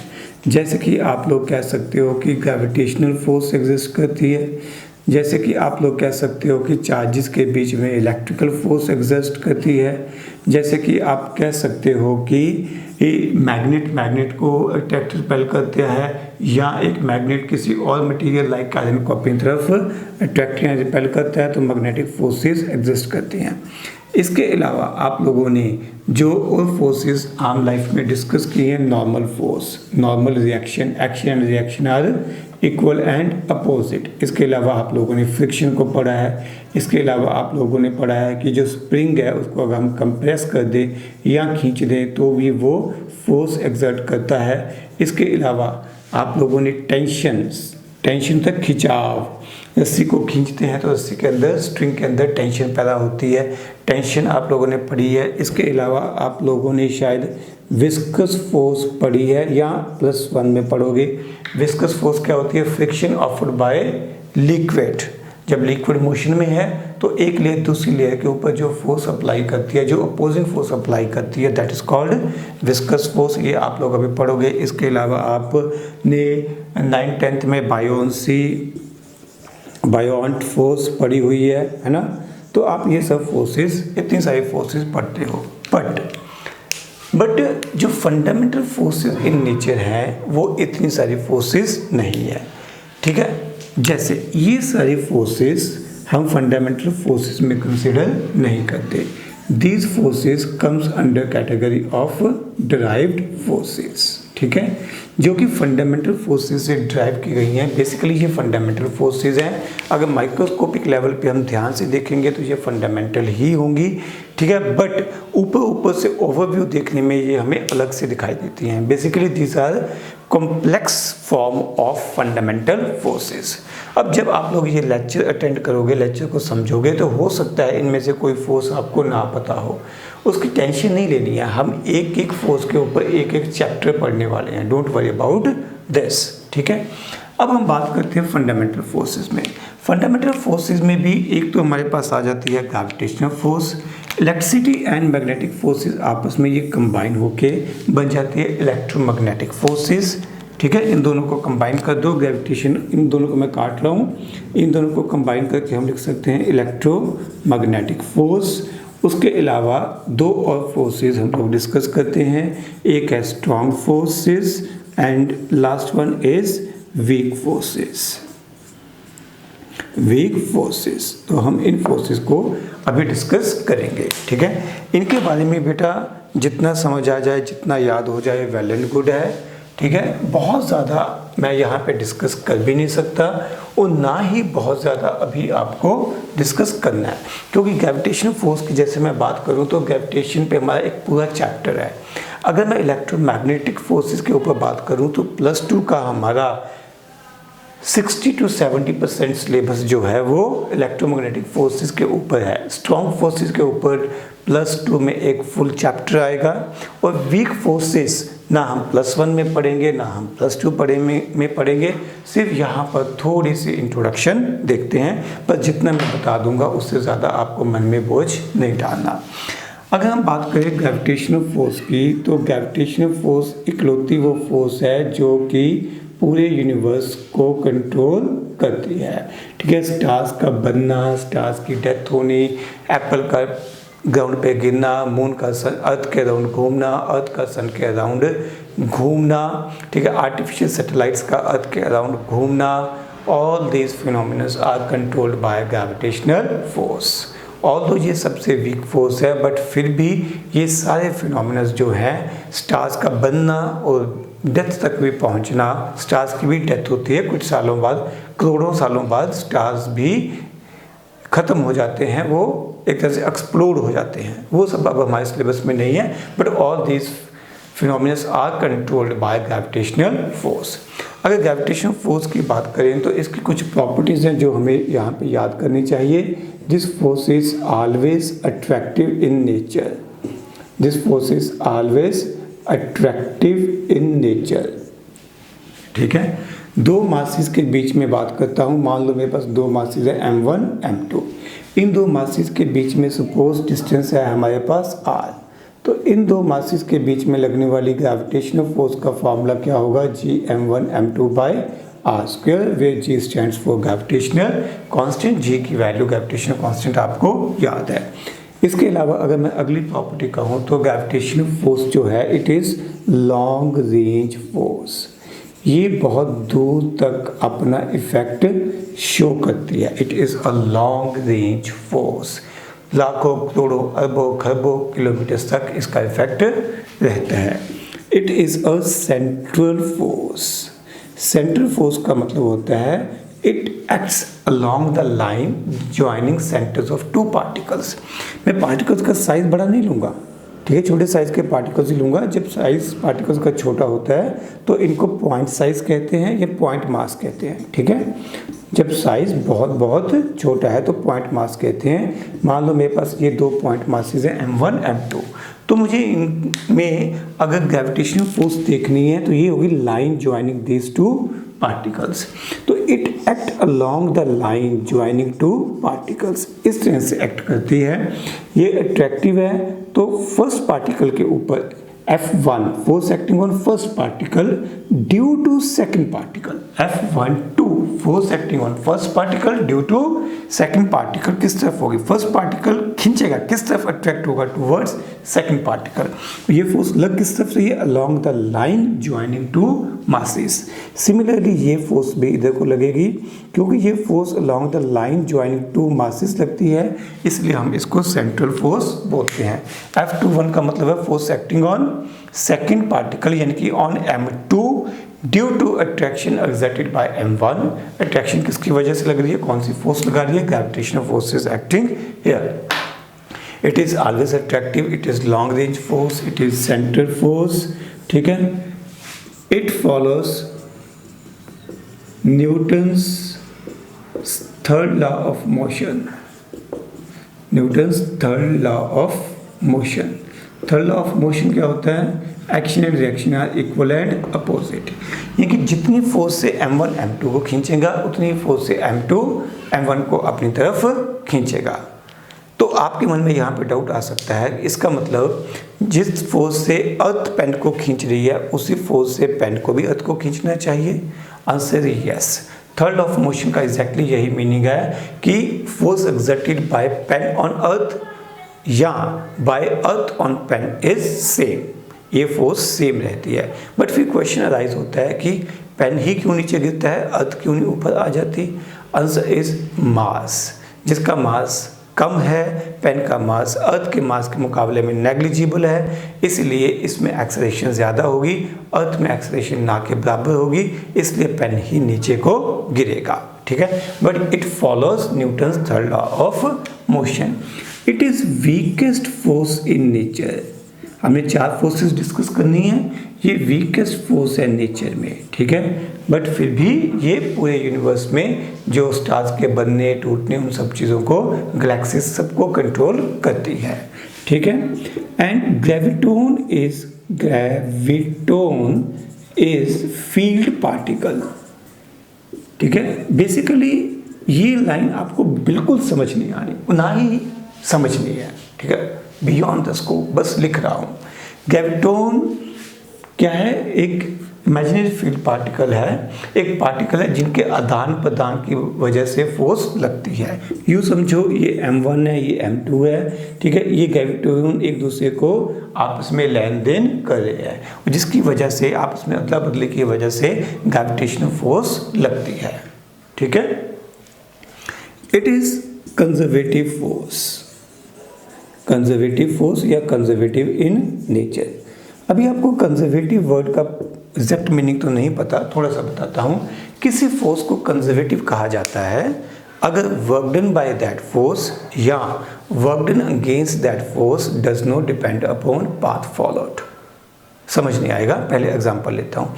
मैं ग्राउंड से एक पेन उठा के यहाँ पे ला रहा हूँ, मैंने इस पेन को ग्रेविटेशनल फोर्स के अगेंस्ट उठाया, I have to do some work. मान लीजिए मुझे 2 यूनिट्स ऑफ वर्क करना पड़ा।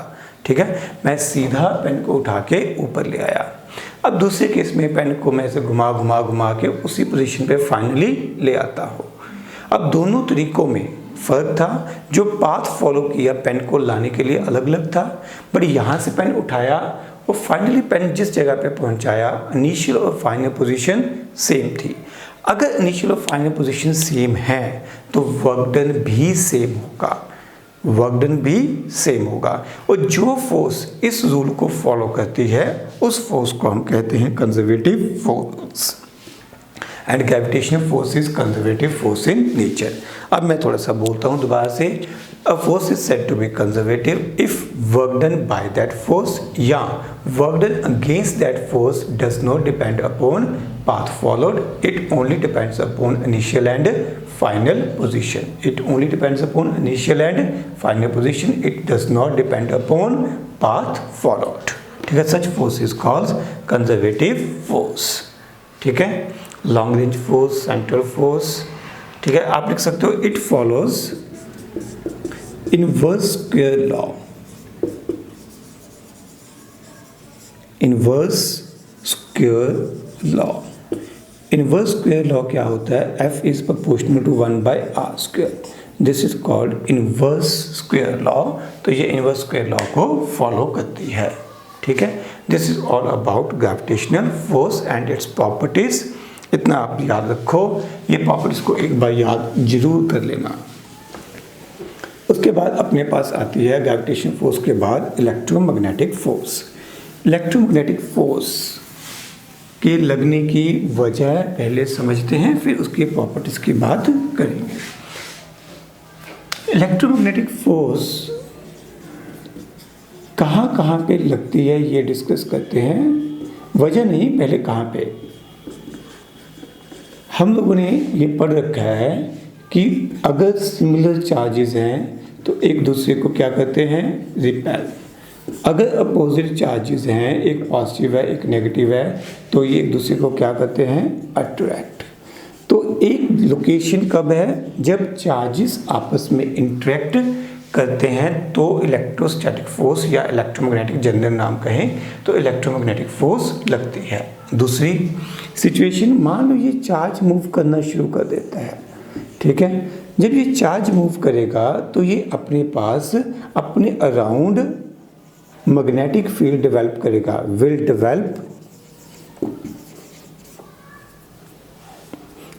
Develop magnetic field around it, अपने आसपास एक मैग्नेटिक फील्ड पैदा करेगा और उस मैग्नेटिक फील्ड में कोई दूसरा मूव करता हुआ चार्ज वो भी फोर्स एक्सपीरियंस करेगा, ठीक है। एक चार्ज मूव किया, उसने मैग्नेटिक फील्ड पैदा किया, उस मैग्नेटिक फील्ड में दूसरे मूव करते हुए चार्ज ने मैग्नेटिक फोर्स एक्सपीरियंस की, यानी कि इन दोनों ने एक दूसरे के ऊपर मैग्नेटिक फोर्स एक्सर्ट करनी है। यानी कि जब चार्जेस रेस्ट में हैं तो वो सिर्फ कौन सी फोर्स लगाते हैं, इलेक्ट्रोस्टैटिक, जो आपने कूलम्स लॉ पढ़ा हुआ है। जब चार्जेस मोशन में है तो वो इलेक्ट्रोस्टैटिक के साथ साथ मैग्नेटिक फोर्स भी एक्सर्ट करना शुरू कर देते हैं। तो इन दोनों के कॉम्बिनेशन में हम कहते हैं इलेक्ट्रोमैग्नेटिक फोर्स, ठीक है। अब अगर इलेक्ट्रोमैग्नेटिक फोर्स की बात करें, इनमें मैं सिर्फ हाईलाइट करूंगा कूलम्स फोर्स, ठीक है। बेसिकली हम इसी को ही डिस्कस करेंगे, कूलम्स लॉ या कूलम्स फोर्स की बात करूंगा। तो force between two charges, we are talking about force between two charges placed at certain distance से आर। इनके बीच में लगने वाली फोर्स का फॉर्मूला आपने ये पढ़ रखा है, K(Q1 Q2 by R², ठीक है। वे K इज कांस्टेंट, ठीक है। शायद आपने कांस्टेंट की वैल्यू ना पढ़ी हो, ये होता है 9 × 10⁹ यूनिट्स, ठीक है, SI यूनिट्स। अब आपने SI यूनिट्स नहीं पढ़े होंगे तो मैं छोड़ देता हूँ, आप लिखो K is equal to constant, K is some constant, okay. अगर इस फोर्स की बात करें, इस फोर्स की प्रॉपर्टीज को डिस्कस करें तो ये भी हमारे पास क्या है, it is a central force, ठीक है, it is a conservative force, it is a conservative force, it is also a long range force, ठीक है, it is also exchange force. इसमें एक्सचेंज पार्टिकल कौन सा होता है, जैसे ग्रेविटोन था, यहाँ पर photon is exchange particle. Once again इसकी डिटेल में आपको बिल्कुल भी नहीं जाना, ठीक है। इट आल्सो फॉलोज न्यूटन्स, नहीं ये लिखो, it follows inverse square law, यानी कि F is proportional to 1/r²। आप इसमें लिख सकते हो, कंजर्वेटिव लिख दिया, बढ़िया है। तो बट हाँ, ये it is stronger 10⁻36 times stronger then gravitational force. Gravitational force से बहुत ज़्यादा स्ट्रॉन्ग होती है। इतनी स्ट्रॉन्ग होने के बावजूद भी ये यूनिवर्स को कंट्रोल नहीं करती है। यूनिवर्स को कौन कंट्रोल करता है, ग्रेविटेशनल फोर्स। इसकी वजह क्या है, इसकी वजह है कि जो मासेस हैं वो एक ही तरह के होते हैं, प्लस माइनस 2 तरह के मास नहीं होते, सिर्फ और सिर्फ अट्रैक्टिव फोर्सेस लगती हैं। जबकि इसके अगेंस्ट जब हम इलेक्ट्रोमैग्नेटिक फोर्सेस को देखते हैं तो इनमें चार्जेस 2 तरह के होते हैं, पॉजिटिव एंड नेगेटिव। तो यहाँ पर attractive as well as repulsive forces होती हैं। जब हम किसी बॉडी को लेते हैं तो उस बॉडी के अंदर जितना पॉजिटिव चार्ज प्रेजेंट होता है उतना ही नेगेटिव चार्ज प्रेजेंट होता है। तो मोटे से तौर पे ओवरऑल मैं कह सकता हूँ कि पॉजिटिव और negative charge, attractive and repulsive forces एक दूसरे को बैलेंस कर देती हैं, जिसकी वजह से हमें उसका कोई इफेक्ट बाहर आसानी से महसूस नहीं होता, ठीक है। यानी कि बॉडीज़ जनरली न्यूट्रल होती हैं और न्यूट्रल बॉडीज़ का इफेक्ट हमें महसूस नहीं होता। अब यहाँ पर चाहो तो एक प्रॉपर्टी ऐड कर सकते हो, this forces are attractive as well as repulsive in nature, attractive as well as repulsive in nature. But मेरे पास एक और एग्जांपल है समझाने के लिए कि हम आम लाइफ में भी मैग्नेटिक फोर्सेस को एक्सपीरियंस करते हैं। मान लीजिए कि ये डस्टर मैंने अपने हाथ में उठाया हुआ है, ठीक है। इस डस्टर के ऊपर कौन सी फोर्स लग रही है, बेसिकली एक तो है जो आपको पता है ग्रेविटेशनल फोर्स। ग्रेविटेशन फोर्स पूरी बड़ी, इतनी बड़ी अर्थ की वजह से इस डस्टर के ऊपर जो फोर्स लग रही है वो नीचे को एक्ट कर रही है, डस्टर नीचे को जाने की टेंडेंसी लग रहा है because of very very large sized earth. अब इसके अगेंस्ट इसको बैलेंस किसने किया हुआ है, इसको हवा में यहाँ पर किसने रोक के रखा हुआ है, मेरे हाथ और डस्टर के बीच में लगने वाले नॉर्मल रिएक्शन ने। नॉर्मल रिएक्शन में कौन सी फोर्स है, हाथ और नॉर्मल रिएक्शन में हाथ और डस्टर के बीच में लग रही है normal reaction. Normal reaction is basically electromagnetic force. हाथ के एटम्स और मॉलिक्यूल्स और डस्टर के एटम्स या मॉलिक्यूल्स एक दूसरे को रिपेल कर रहे हैं। उस रिपल्सिव फोर्स की वजह से ये डस्टर के ऊपर एक अपवर्ड डायरेक्शन में फोर्स लग रही है, एक फोर्स अपवर्ड डायरेक्शन में which is electromagnetic in nature, एक gravitational force which is acting in downward direction. Gravitational force पूरी अर्थ की वजह से और जो इलेक्ट्रोमैग्नेटिक फोर्स है थोड़े से चार्जेस मेरे हाथ और डस्टर के ऊपर जो चार्जेस है उनकी वजह से। तो यू कैन अंडरस्टैंड दैट कि इस एग्जाम्पल में electromagnetic forces are much much stronger than gravitational force. ये बात हम लोगों ने यहाँ पर मेंशन भी की थी कि it is electromagnetic forces are 10⁻36 times stronger than gravitational forces. अगली फोर्सेस हमारे पास आती हैं स्ट्रॉन्ग फोर्सेस। लिखिए, स्ट्रॉन्ग फोर्सेस बेसिकली न्यूक्लियस के अंदर लगने वाले पार्टिकल्स के बीच में है। आपको पता है न्यूक्लियस के अंदर प्रोटॉन्स एंड न्यूट्रॉन्स प्रेजेंट होते हैं। They are protons and neutrons present within nucleus. Strong forces, ठीक है, प्रोटॉन एंड न्यूट्रॉन्स का कंबाइंड नेम जो होता है वो होता है nucleons. That is called nucleon, nucleons. तो न्यूक्लियॉन्स में अंदर जो फोर्सेस लगती हैं that are called strong forces.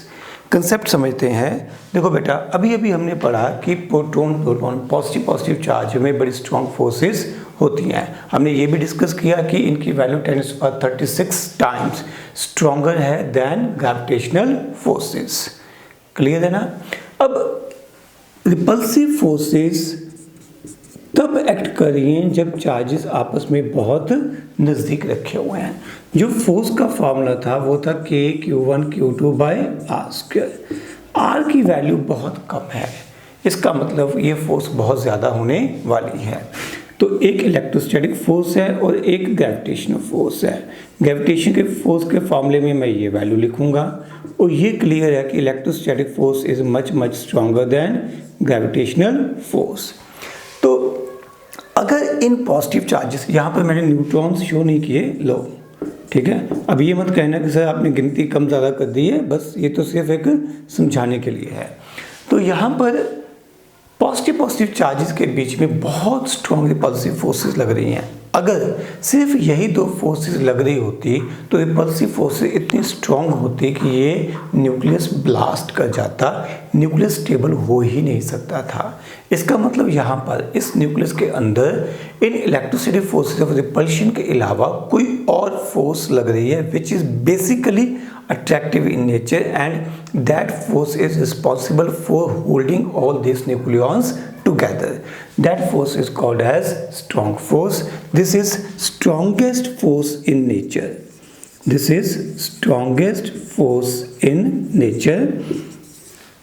ये जो फोर्स है ये इसका बिहेवियर काफ़ी डिफरेंट है, बेसिकली अट्रैक्टिव है। शॉर्ट रेंज पहले लिख लो, this is short range force.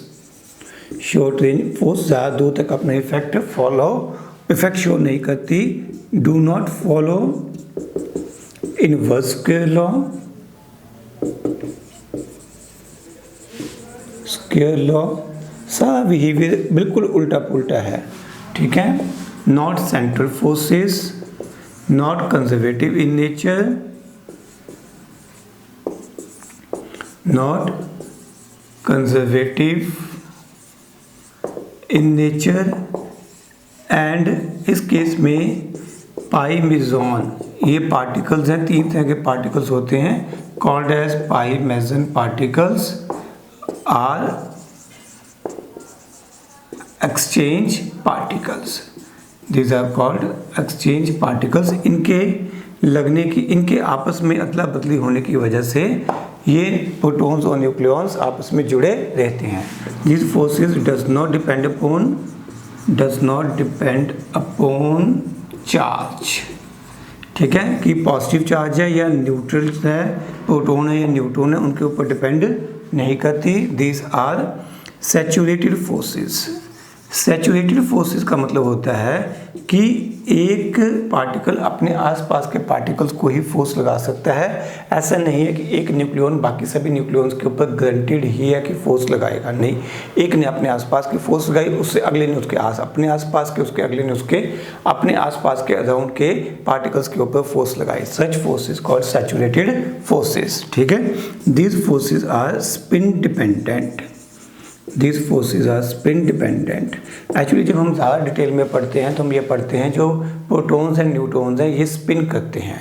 ठीक है, अगर स्पिन सेम डायरेक्शन में हो तो स्ट्रॉन्ग फोर्स की वैल्यू कुछ और होती है, अगर स्पिन अपोजिट डायरेक्शन में हो तो स्ट्रॉन्ग फोर्स की वैल्यू अलग होती है। यानी कि ये चार्ज पे डिपेंड करने की जगह स्पिन के ऊपर डिपेंड करती है। अच्छा, these are basically attractive but contains some component of repulsion also। लिख लो आगे, but contains some component of repulsion also।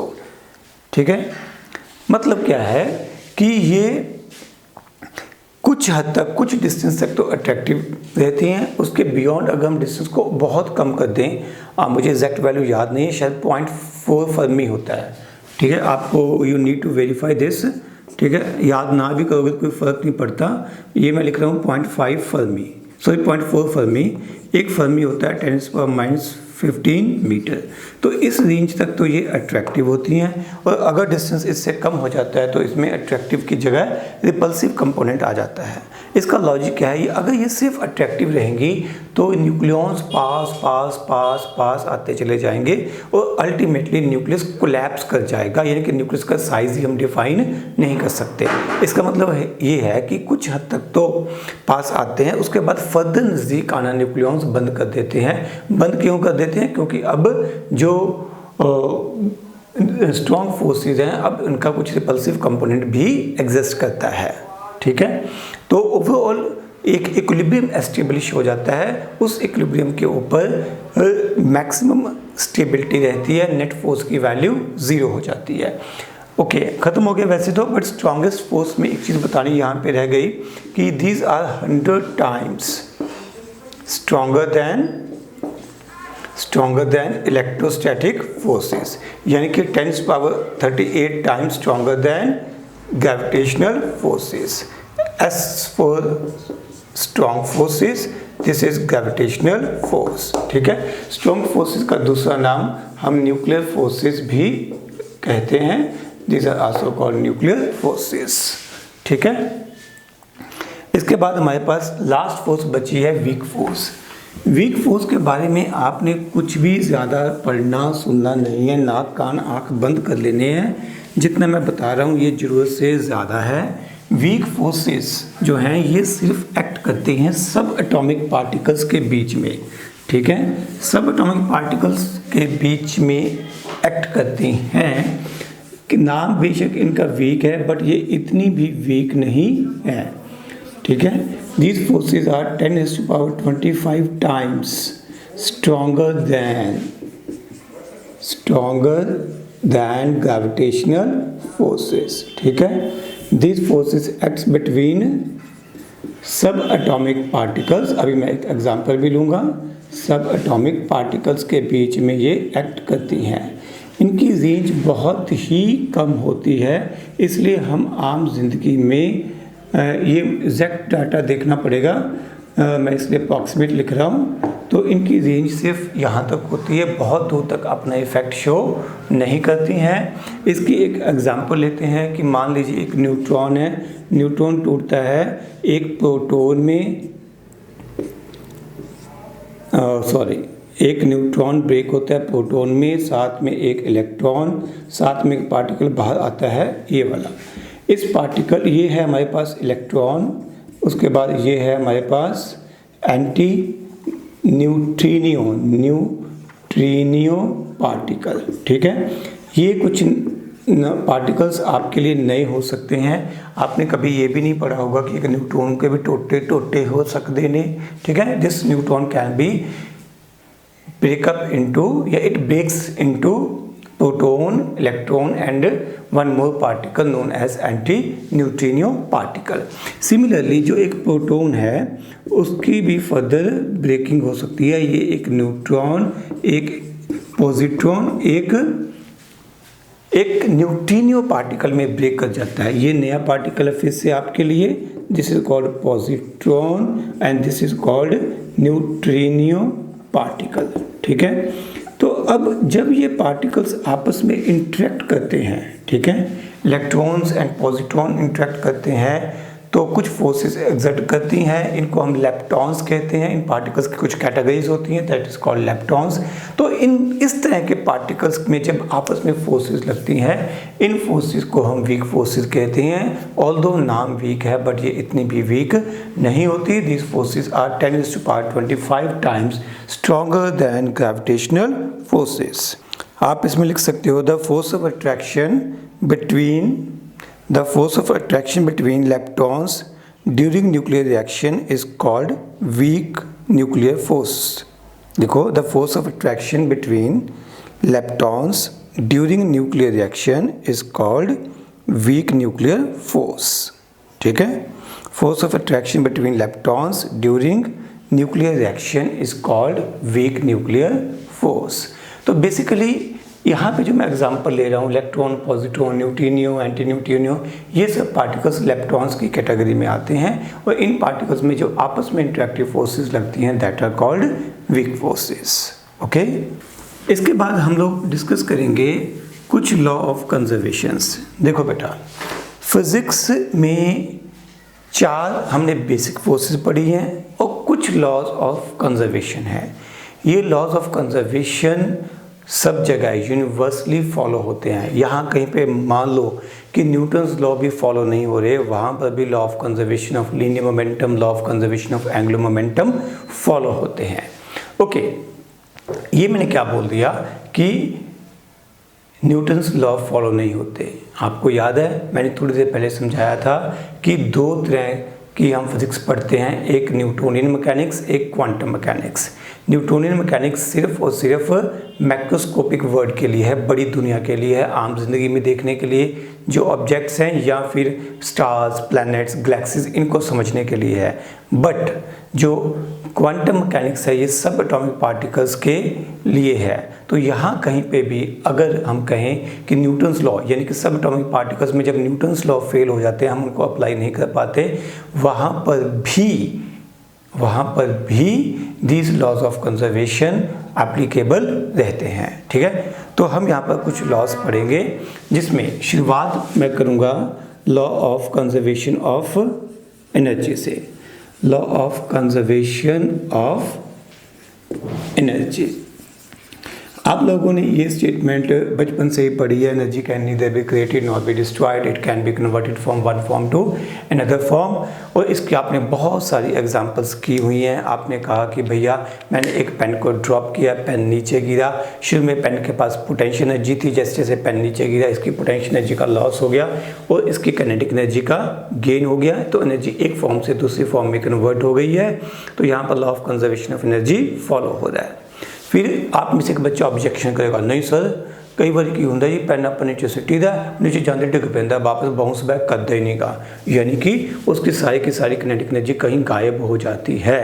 तो यहाँ पर law of conservation of energy ऐसा लग रहा है जैसे कि फेल हो गया, बट फैक्ट क्या होता है कि जब ये पेन नीचे गिर रहा है तो ये अपनी एनर्जी फ्रिक्शन की वजह से, ठीक है, जो एयर है, जो विस्कस फोर्स है या विस्कस ड्रैग है उसको प्रोवाइड करता है। बेटर है कि विस्कस ड्रैग की वजह से एयर पार्टिकल्स या एयर मॉलिक्यूल्स को अपनी एनर्जी ट्रांसफ़र कर देता है, यानी कि एयर मॉलिक्यूल्स या जो पेन का सरफेस है जो एयर के कांटेक्ट में है उनका टेम्परेचर बढ़ जाता है, यानी कि जो मैकेनिकल एनर्जी है, पोटेंशियल या काइनेटिक एनर्जी है, वो हीट एनर्जी में कन्वर्ट हो जाती है। But still law of conservation of energy अभी भी वैलिड होता है।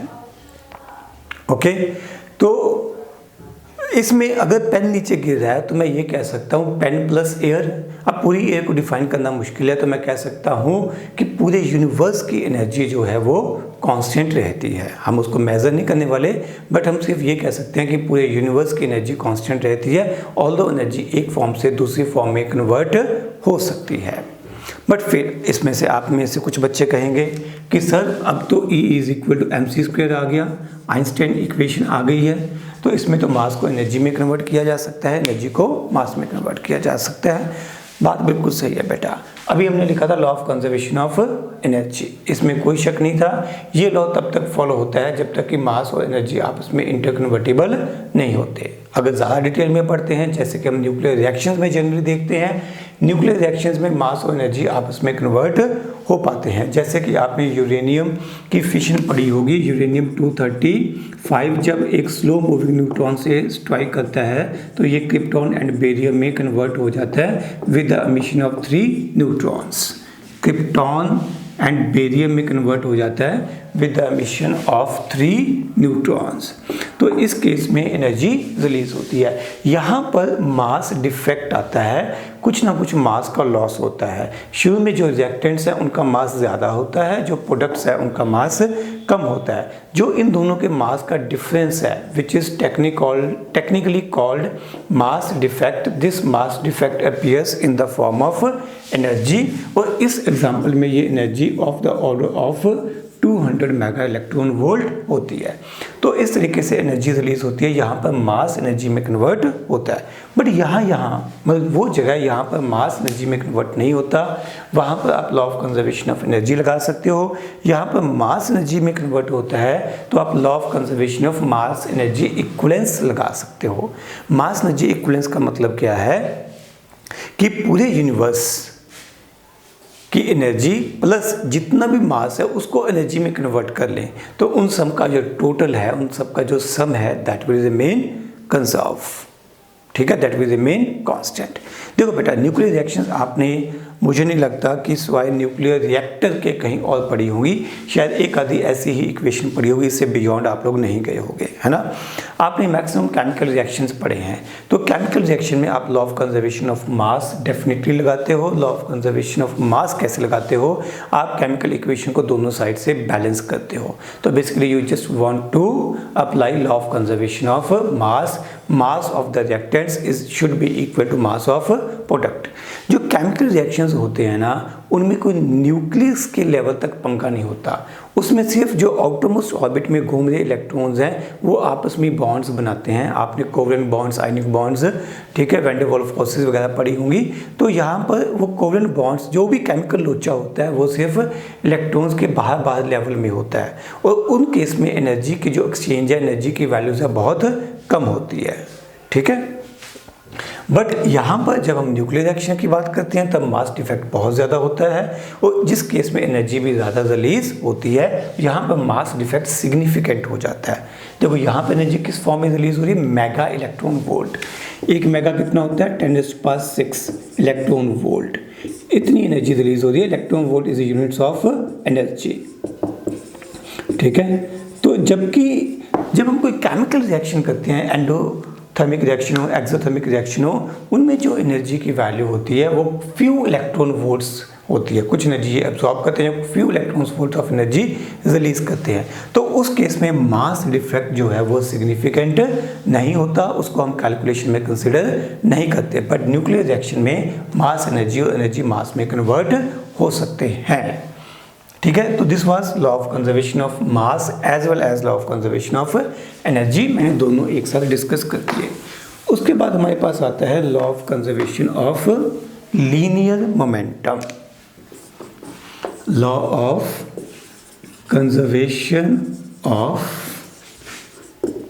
Linear momentum.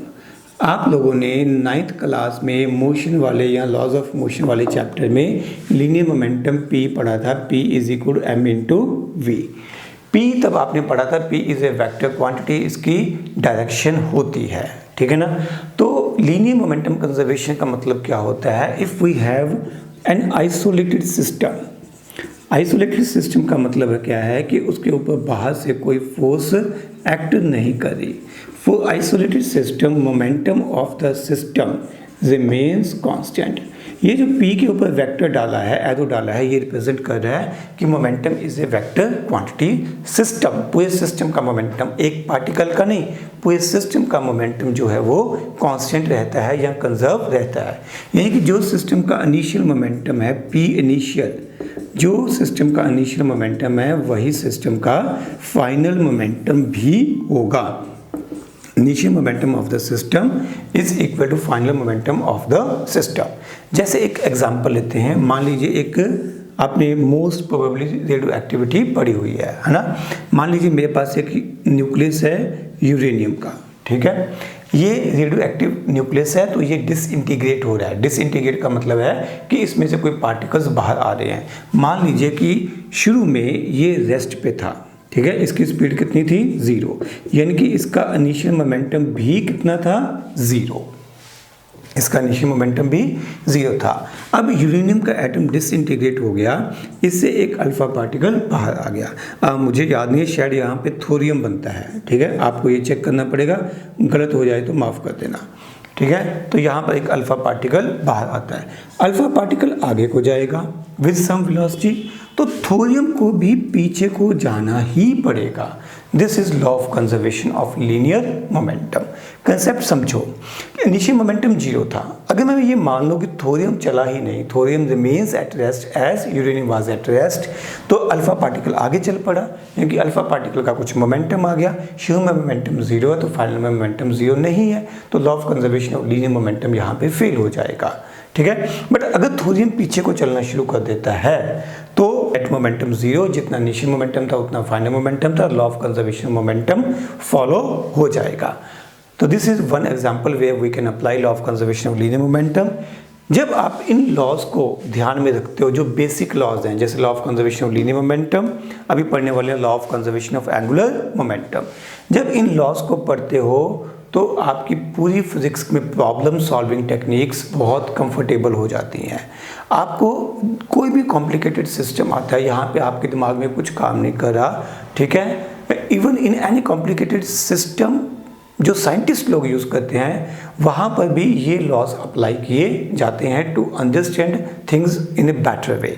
मैं इसके बाद एक एग्जांपल लूँगा।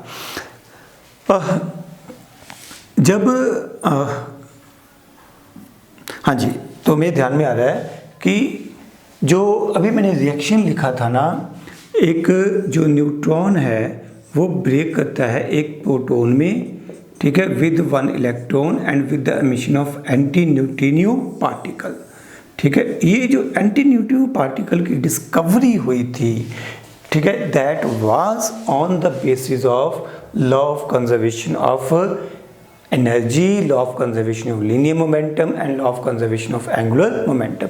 इन लॉज को यूज़ करके डिस्कवर हुआ था। मैं थोड़ा सा कहानी सुनाता हूँ कि जब ये रिएक्शन हो रहा था तब किसी को नहीं पता था कि यहाँ पे इस तरह का कोई पार्टिकल भी बाहर आता है, ठीक है। तो यही समझा जाता था कि न्यूट्रॉन प्रोटॉन एंड इलेक्ट्रॉन में ब्रेक करता है। फिर इस इलेक्ट्रॉन की एनर्जी को स्टडी किया गया, या जो भी आउटपुट एनर्जी आई उस एनर्जी को स्टडी किया गया। तो ये समझ में आया कि जो एनर्जी हमें रिसीव हो रही है, जो एनर्जी या यूँ कह लो इलेक्ट्रॉन के पास एनर्जी है, वो हमारी उम्मीद से जो एनर्जी है उससे कम है, तो एनर्जी कहीं गायब हो रही है। इसका मतलब डेफिनेटली यहाँ पर law of conservation of energy fail हो रहा है, which is practically not possible. इसको फेल नहीं होना चाहिए था। Getting my point. तो यहाँ पे मतलब कहीं ना कहीं कुछ गड़बड़ थी।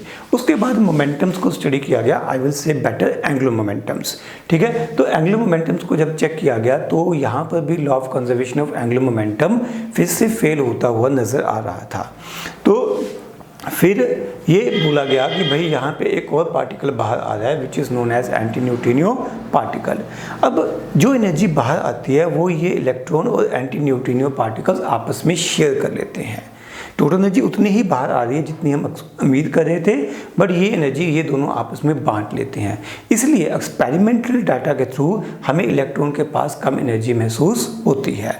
सेकंड, जो law of conservation of angular momentum fail हो रहा था वो भी फिर जस्टिफाई हो जाता है, ठीक है, क्योंकि एंगुलर मोमेंटम कुछ ना कुछ इस पार्टिकल का भी होता है। कौन से का? एंटी न्यूट्रिनो का। इसलिए अगर हम इसके एंगुलर मोमेंटम को कंसिडर करें तो हमारा law of conservation of angular momentum भी जस्टिफाई हो जाता है, ठीक है। लेटर ऑन इस पार्टिकल को, एंटी न्यूट्रिनो पार्टिकल को एक्सपेरिमेंटली भी डिटेक्ट कर लिया गया। Means these laws of conservation of energy, law of conservation of linear momentum and law of conservation of angular momentum बड़े इंपॉर्टेंट बेसिक लॉज हैं physics में। ठीक है, अगला लॉ कौन सा लिखने वाला हूँ? Law of conservation of angular momentum, law of conservation of angular momentum. बेटा आप लोगों ने अभी तक एंगुलर मोमेंटम कोई बहुत ज़्यादा नहीं पढ़ा। अगर आप लोगों ने बोहर्स एटॉमिक मॉडल पढ़ा है तो उसमें एक पोस्टुलेट आता है, only those orbits are permitted in which angular momentum is integral multiple of h/2π। ये जो L आप लिखते थे, this is called angular momentum, या तब आपने इसका फॉर्मूला शायद mvr लिखा होगा, nh/2π। अगर नहीं भी लिखा, अगर आपने ये फॉर्मूला नहीं भी पढ़ा तो आज की लेक्चर के लिए हमें इसकी बिल्कुल चिंता नहीं करनी है। ठीक है, आप सुन लीजिए, जिस तरह से एक लीनियर मोमेंटम होता है, लीनियर मोमेंटम टर्म लिंक होती है जब पार्टिकल मोशन में है, स्ट्रेट लाइन में चल रहा है, ट्रांसलेशन मोशन में है, और एंगुलर मोमेंटम टर्म तब यूज़ होती है जब पार्टिकल रोटेट कर रहा है। ठीक है, जैसे अर्थ अपनी एक्सिस के अबाउट घूम रही है, तो उस केस में एंगुलर मोमेंटम नाम की एक फिजिकल क्वांटिटी हम पढ़ते हैं, जो कि +1 में बहुत डिटेल में आगे जाके पढ़ेंगे। तो जब तक हमारे पास आइसोलेटेड सिस्टम है, ठीक है, क्या है? आइसोलेटेड सिस्टम है, तो आइसोलेटेड सिस्टम का एंगुलर मोमेंटम भी कांस्टेंट रहता है, जिससे हमने पहले क्या लिखा था? Linear momentum. वैसे हम यहाँ पे लिखते हैं कि एंगुलर मोमेंटम भी कांस्टेंट रहता है। L is symbol of angular momentum. L के ऊपर जो वेक्टर डाला है ये बता रहा है कि angular momentum is also a vector quantity, जिसका मतलब इनिशियल एंगुलर मोमेंटम, सिर्फ इनिशियल के लिए I लिखूंगा और फाइनल के लिए F लिखूंगा। Initial angular momentum of the system is equal to final angular momentum of the system. इसकी बहुत ज़्यादा डिटेल हम नहीं करेंगे, ठीक है, वो जब चैप्टर आएगा तब पढ़ेंगे। इतना आपको याद रखना काफ़ी है। आप अगर चाहते हो एट द मोस्ट ये याद रख लो, एंगुलर मोमेंटम का फॉर्मूला mvr। m क्या है? मास है, v है वेलोसिटी, या यहाँ पे आप स्पीड या वेलोसिटी जो मर्जी लिख लो, ठीक है, क्योंकि वेलोसिटी वेक्टर होती है। मैंने एरो तो नहीं डाला हुआ। r क्या है? डिस्टेंस होता है। डिस्टेंस कहाँ से कहाँ तक होता है ये इतनी गहराई में हमें अभी नहीं जाना, ठीक है। रेडियस कह लो, ठीक है, क्योंकि आपने बोहर्स एटॉमिक मॉडल पढ़ा होगा, उसमें इलेक्ट्रॉन घूमता था, तो इलेक्ट्रॉन और न्यूक्लियस के बीच का डिस्टेंस क्या होता था हमारे पास? Radius r। तो यहाँ पे इस एग्जाम्पल में ये r फिट हो जाएगा। आखिरी 2-3 पॉइंट्स जो कि हमें बिल्कुल भी याद नहीं करने हैं, ठीक है, कभी कहीं नहीं पूछे जाते। सिर्फ एनसीईआरटी में ये कुछ पॉइंट्स लिखे हुए थे। ये मैं गारंटी लेता हूँ कि किसी को समझ नहीं आने, ज़्यादा टेंशन नहीं लेनी है, सिर्फ सुन लो, एक बार सुन के छोड़ दो, दैट्स ऑल। हम यहाँ पे बात कर रहे हैं कि जो लॉ ऑफ कंजर्वेशन हैं, जो हमने अभी पढ़ा, conservation of mass, conservation of energy, conservation of linear momentum, conservation of angular momentum. इसके अलावा law of conservation of charge भी होता है, जो कि हम लोग बेसिकली +2 में जाके पढ़ते हैं। आप लोगों ने केमिकल रिएक्शंस में किया भी हुआ है कि केमिकल रिएक्शन में जब बैलेंस करते हो तो आप उसके चार्ज नंबर यानी कि एटॉमिक नंबर और मास नंबर्स दोनों को इक्वेशन के राइट और लेफ्ट में बैलेंस करते हो, इक्वेट करते हो। जब आप मास नंबर को बैलेंस करते हो तो आप basically law of conservation of मास लगाते हो। जब आप उनके एटॉमिक नंबर्स को यानी कि चार्ज नंबर को दोनों साइड से मैच करते हो तो बेसिकली आप law of conservation of charge apply करते हो। तो ये सभी लॉज कहीं ना कहीं नीचे से आते हैं और इसको जो साइंटिस्ट है वो नीचे की स्मिट्टी के टर्म्स में बोलते हैं। आपको सिर्फ टर्म्स के नाम सुनने हैं बेटा, इसकी गहराई में बिल्कुल नहीं जाना, ठीक है। ये रत्ती भर भी हमारे सिलेबस में नहीं है, ठीक है। First law of nature do not change with time. इसका मतलब क्या है कि अगर आज हम कोई एक्सपेरिमेंट करते हैं यहाँ पर और 10 दिन बाद फिर से उस एक्सपेरिमेंट को करते हैं, टाइम चेंज हो जाए, तो उससे ये नहीं हो सकता कि एक्सपेरिमेंट में कोई फ़र्क पड़ जाएगा। ग्रेविटेशन फोर्स की वैल्यू टाइम के साथ चेंज हो जाएगी। Gravitation force will remain always same, ठीक है। तो this is a way to understand कि टाइम के साथ हमारे एक्सपेरिमेंटल डाटा के ऊपर ये जो नीचे के लॉज हैं उस पर चेंज नहीं आना। और ये कहा क्या जाता है, symmetry of nature with respect to translation in time. भाई टाइम के साथ कोई चेंज नहीं आता। This leads to law of conservation of energy.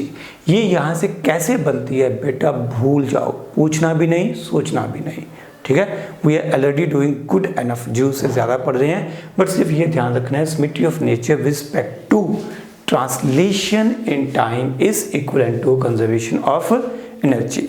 Similarly हम ये कहते हैं कि स्पेस इज होमोजीनियस। अब वैसे तो स्पेस ही अपने आप में एक जो वर्ड है फिजिक्स में बहुत डिटेल में डिस्कस होता है, तो स्पेस इज होमोजीनियस, पूरी दुनिया में स्पेस एक जैसा ही है। जो एक्सपेरिमेंट यहाँ पे हो रहा है वो किसी दूसरी जगह पे जाके करेंगे, रिजल्ट शुड बी सेम।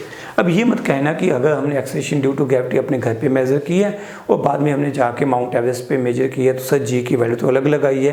तो स्पेस अगर हमने जगह बदल ली है तो उससे हमारे एक्सपेरिमेंटल डाटा पे या जी की वैल्यू पे फ़र्क आ गया।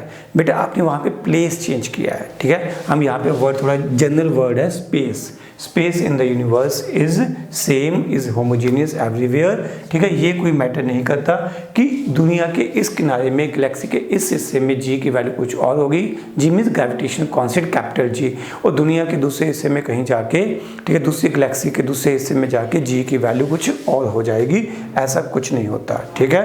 And this concept leads to law of conservation of linear momentum. हम टेक्निकली वर्ड क्या यूज करते हैं, symmetry of nature with respect to translation in space is equal to law of conservation of linear momentum. In the last जो line है हमारे पास वो है law of conservation of charge. ये भी कुछ अब्स्ट्रैक्ट लॉज होते हैं सिमेट्री के, उनके बेस पे एक्सप्लेन किया जा सकता है, but once again beyond the scope of your syllabus. ये सर्टन एब्स्ट्रैक्ट सिमेट्रीज क्या हैं, हमें इनके बारे में बिल्कुल ना पढ़ना है, ना सोचना है, ठीक है, ना गूगल करना है, ठीक है। इसके साथ जो फर्स्ट चैप्टर था हमारा फिजिकल वर्ड, जो पेपर में बिल्कुल नहीं पूछा जाता, ठीक है, हम लोग अपने फर्स्ट टेस्ट में इसके क्वेश्चन पूछेंगे, ठीक है। स्कूल में भी जब आपका फर्स्ट एग्ज़ाम होगा ये चैप्टर पढ़ाया जाएगा, सिर्फ उसमें ये पूछा जाएगा। उसके बाद हमारे पास सिलेबस इतना बढ़ जाता है कि इससे पूछने के लिए कोई क्वेश्चन ही नहीं बनता, ठीक है। इतना पढ़िए। इसमें जो मेनली आपको याद रखना है वो है चार फोर्सेस, ठीक है। कौन कौन सी फोर्स थी, gravitational force, nuclear force, electromagnetic force and weak force, ठीक है। उसके बाद लॉ ऑफ कंजर्वेशन ऑफ क्या क्या था, law of conservation of mass, law of conservation of energy या मास एनर्जी इक्विवेलेंस कह सकते हो। उसके बाद law of conservation of linear momentum, law of conservation of angular momentum, and at the end मैंने ये वर्ड यूज़ किया है law of conservation of charge. तो ये सभी लॉज आप लोग याद रखोगे, हम लोग इनको आगे पूरी फिजिक्स में बार बार यूज़ करते रहेंगे, ठीक है। इसके अलावा इफ़ एट द मोस्ट आप करना चाहते हो definition of physics, definition of science, nothing beyond this. Okay, नमस्कार।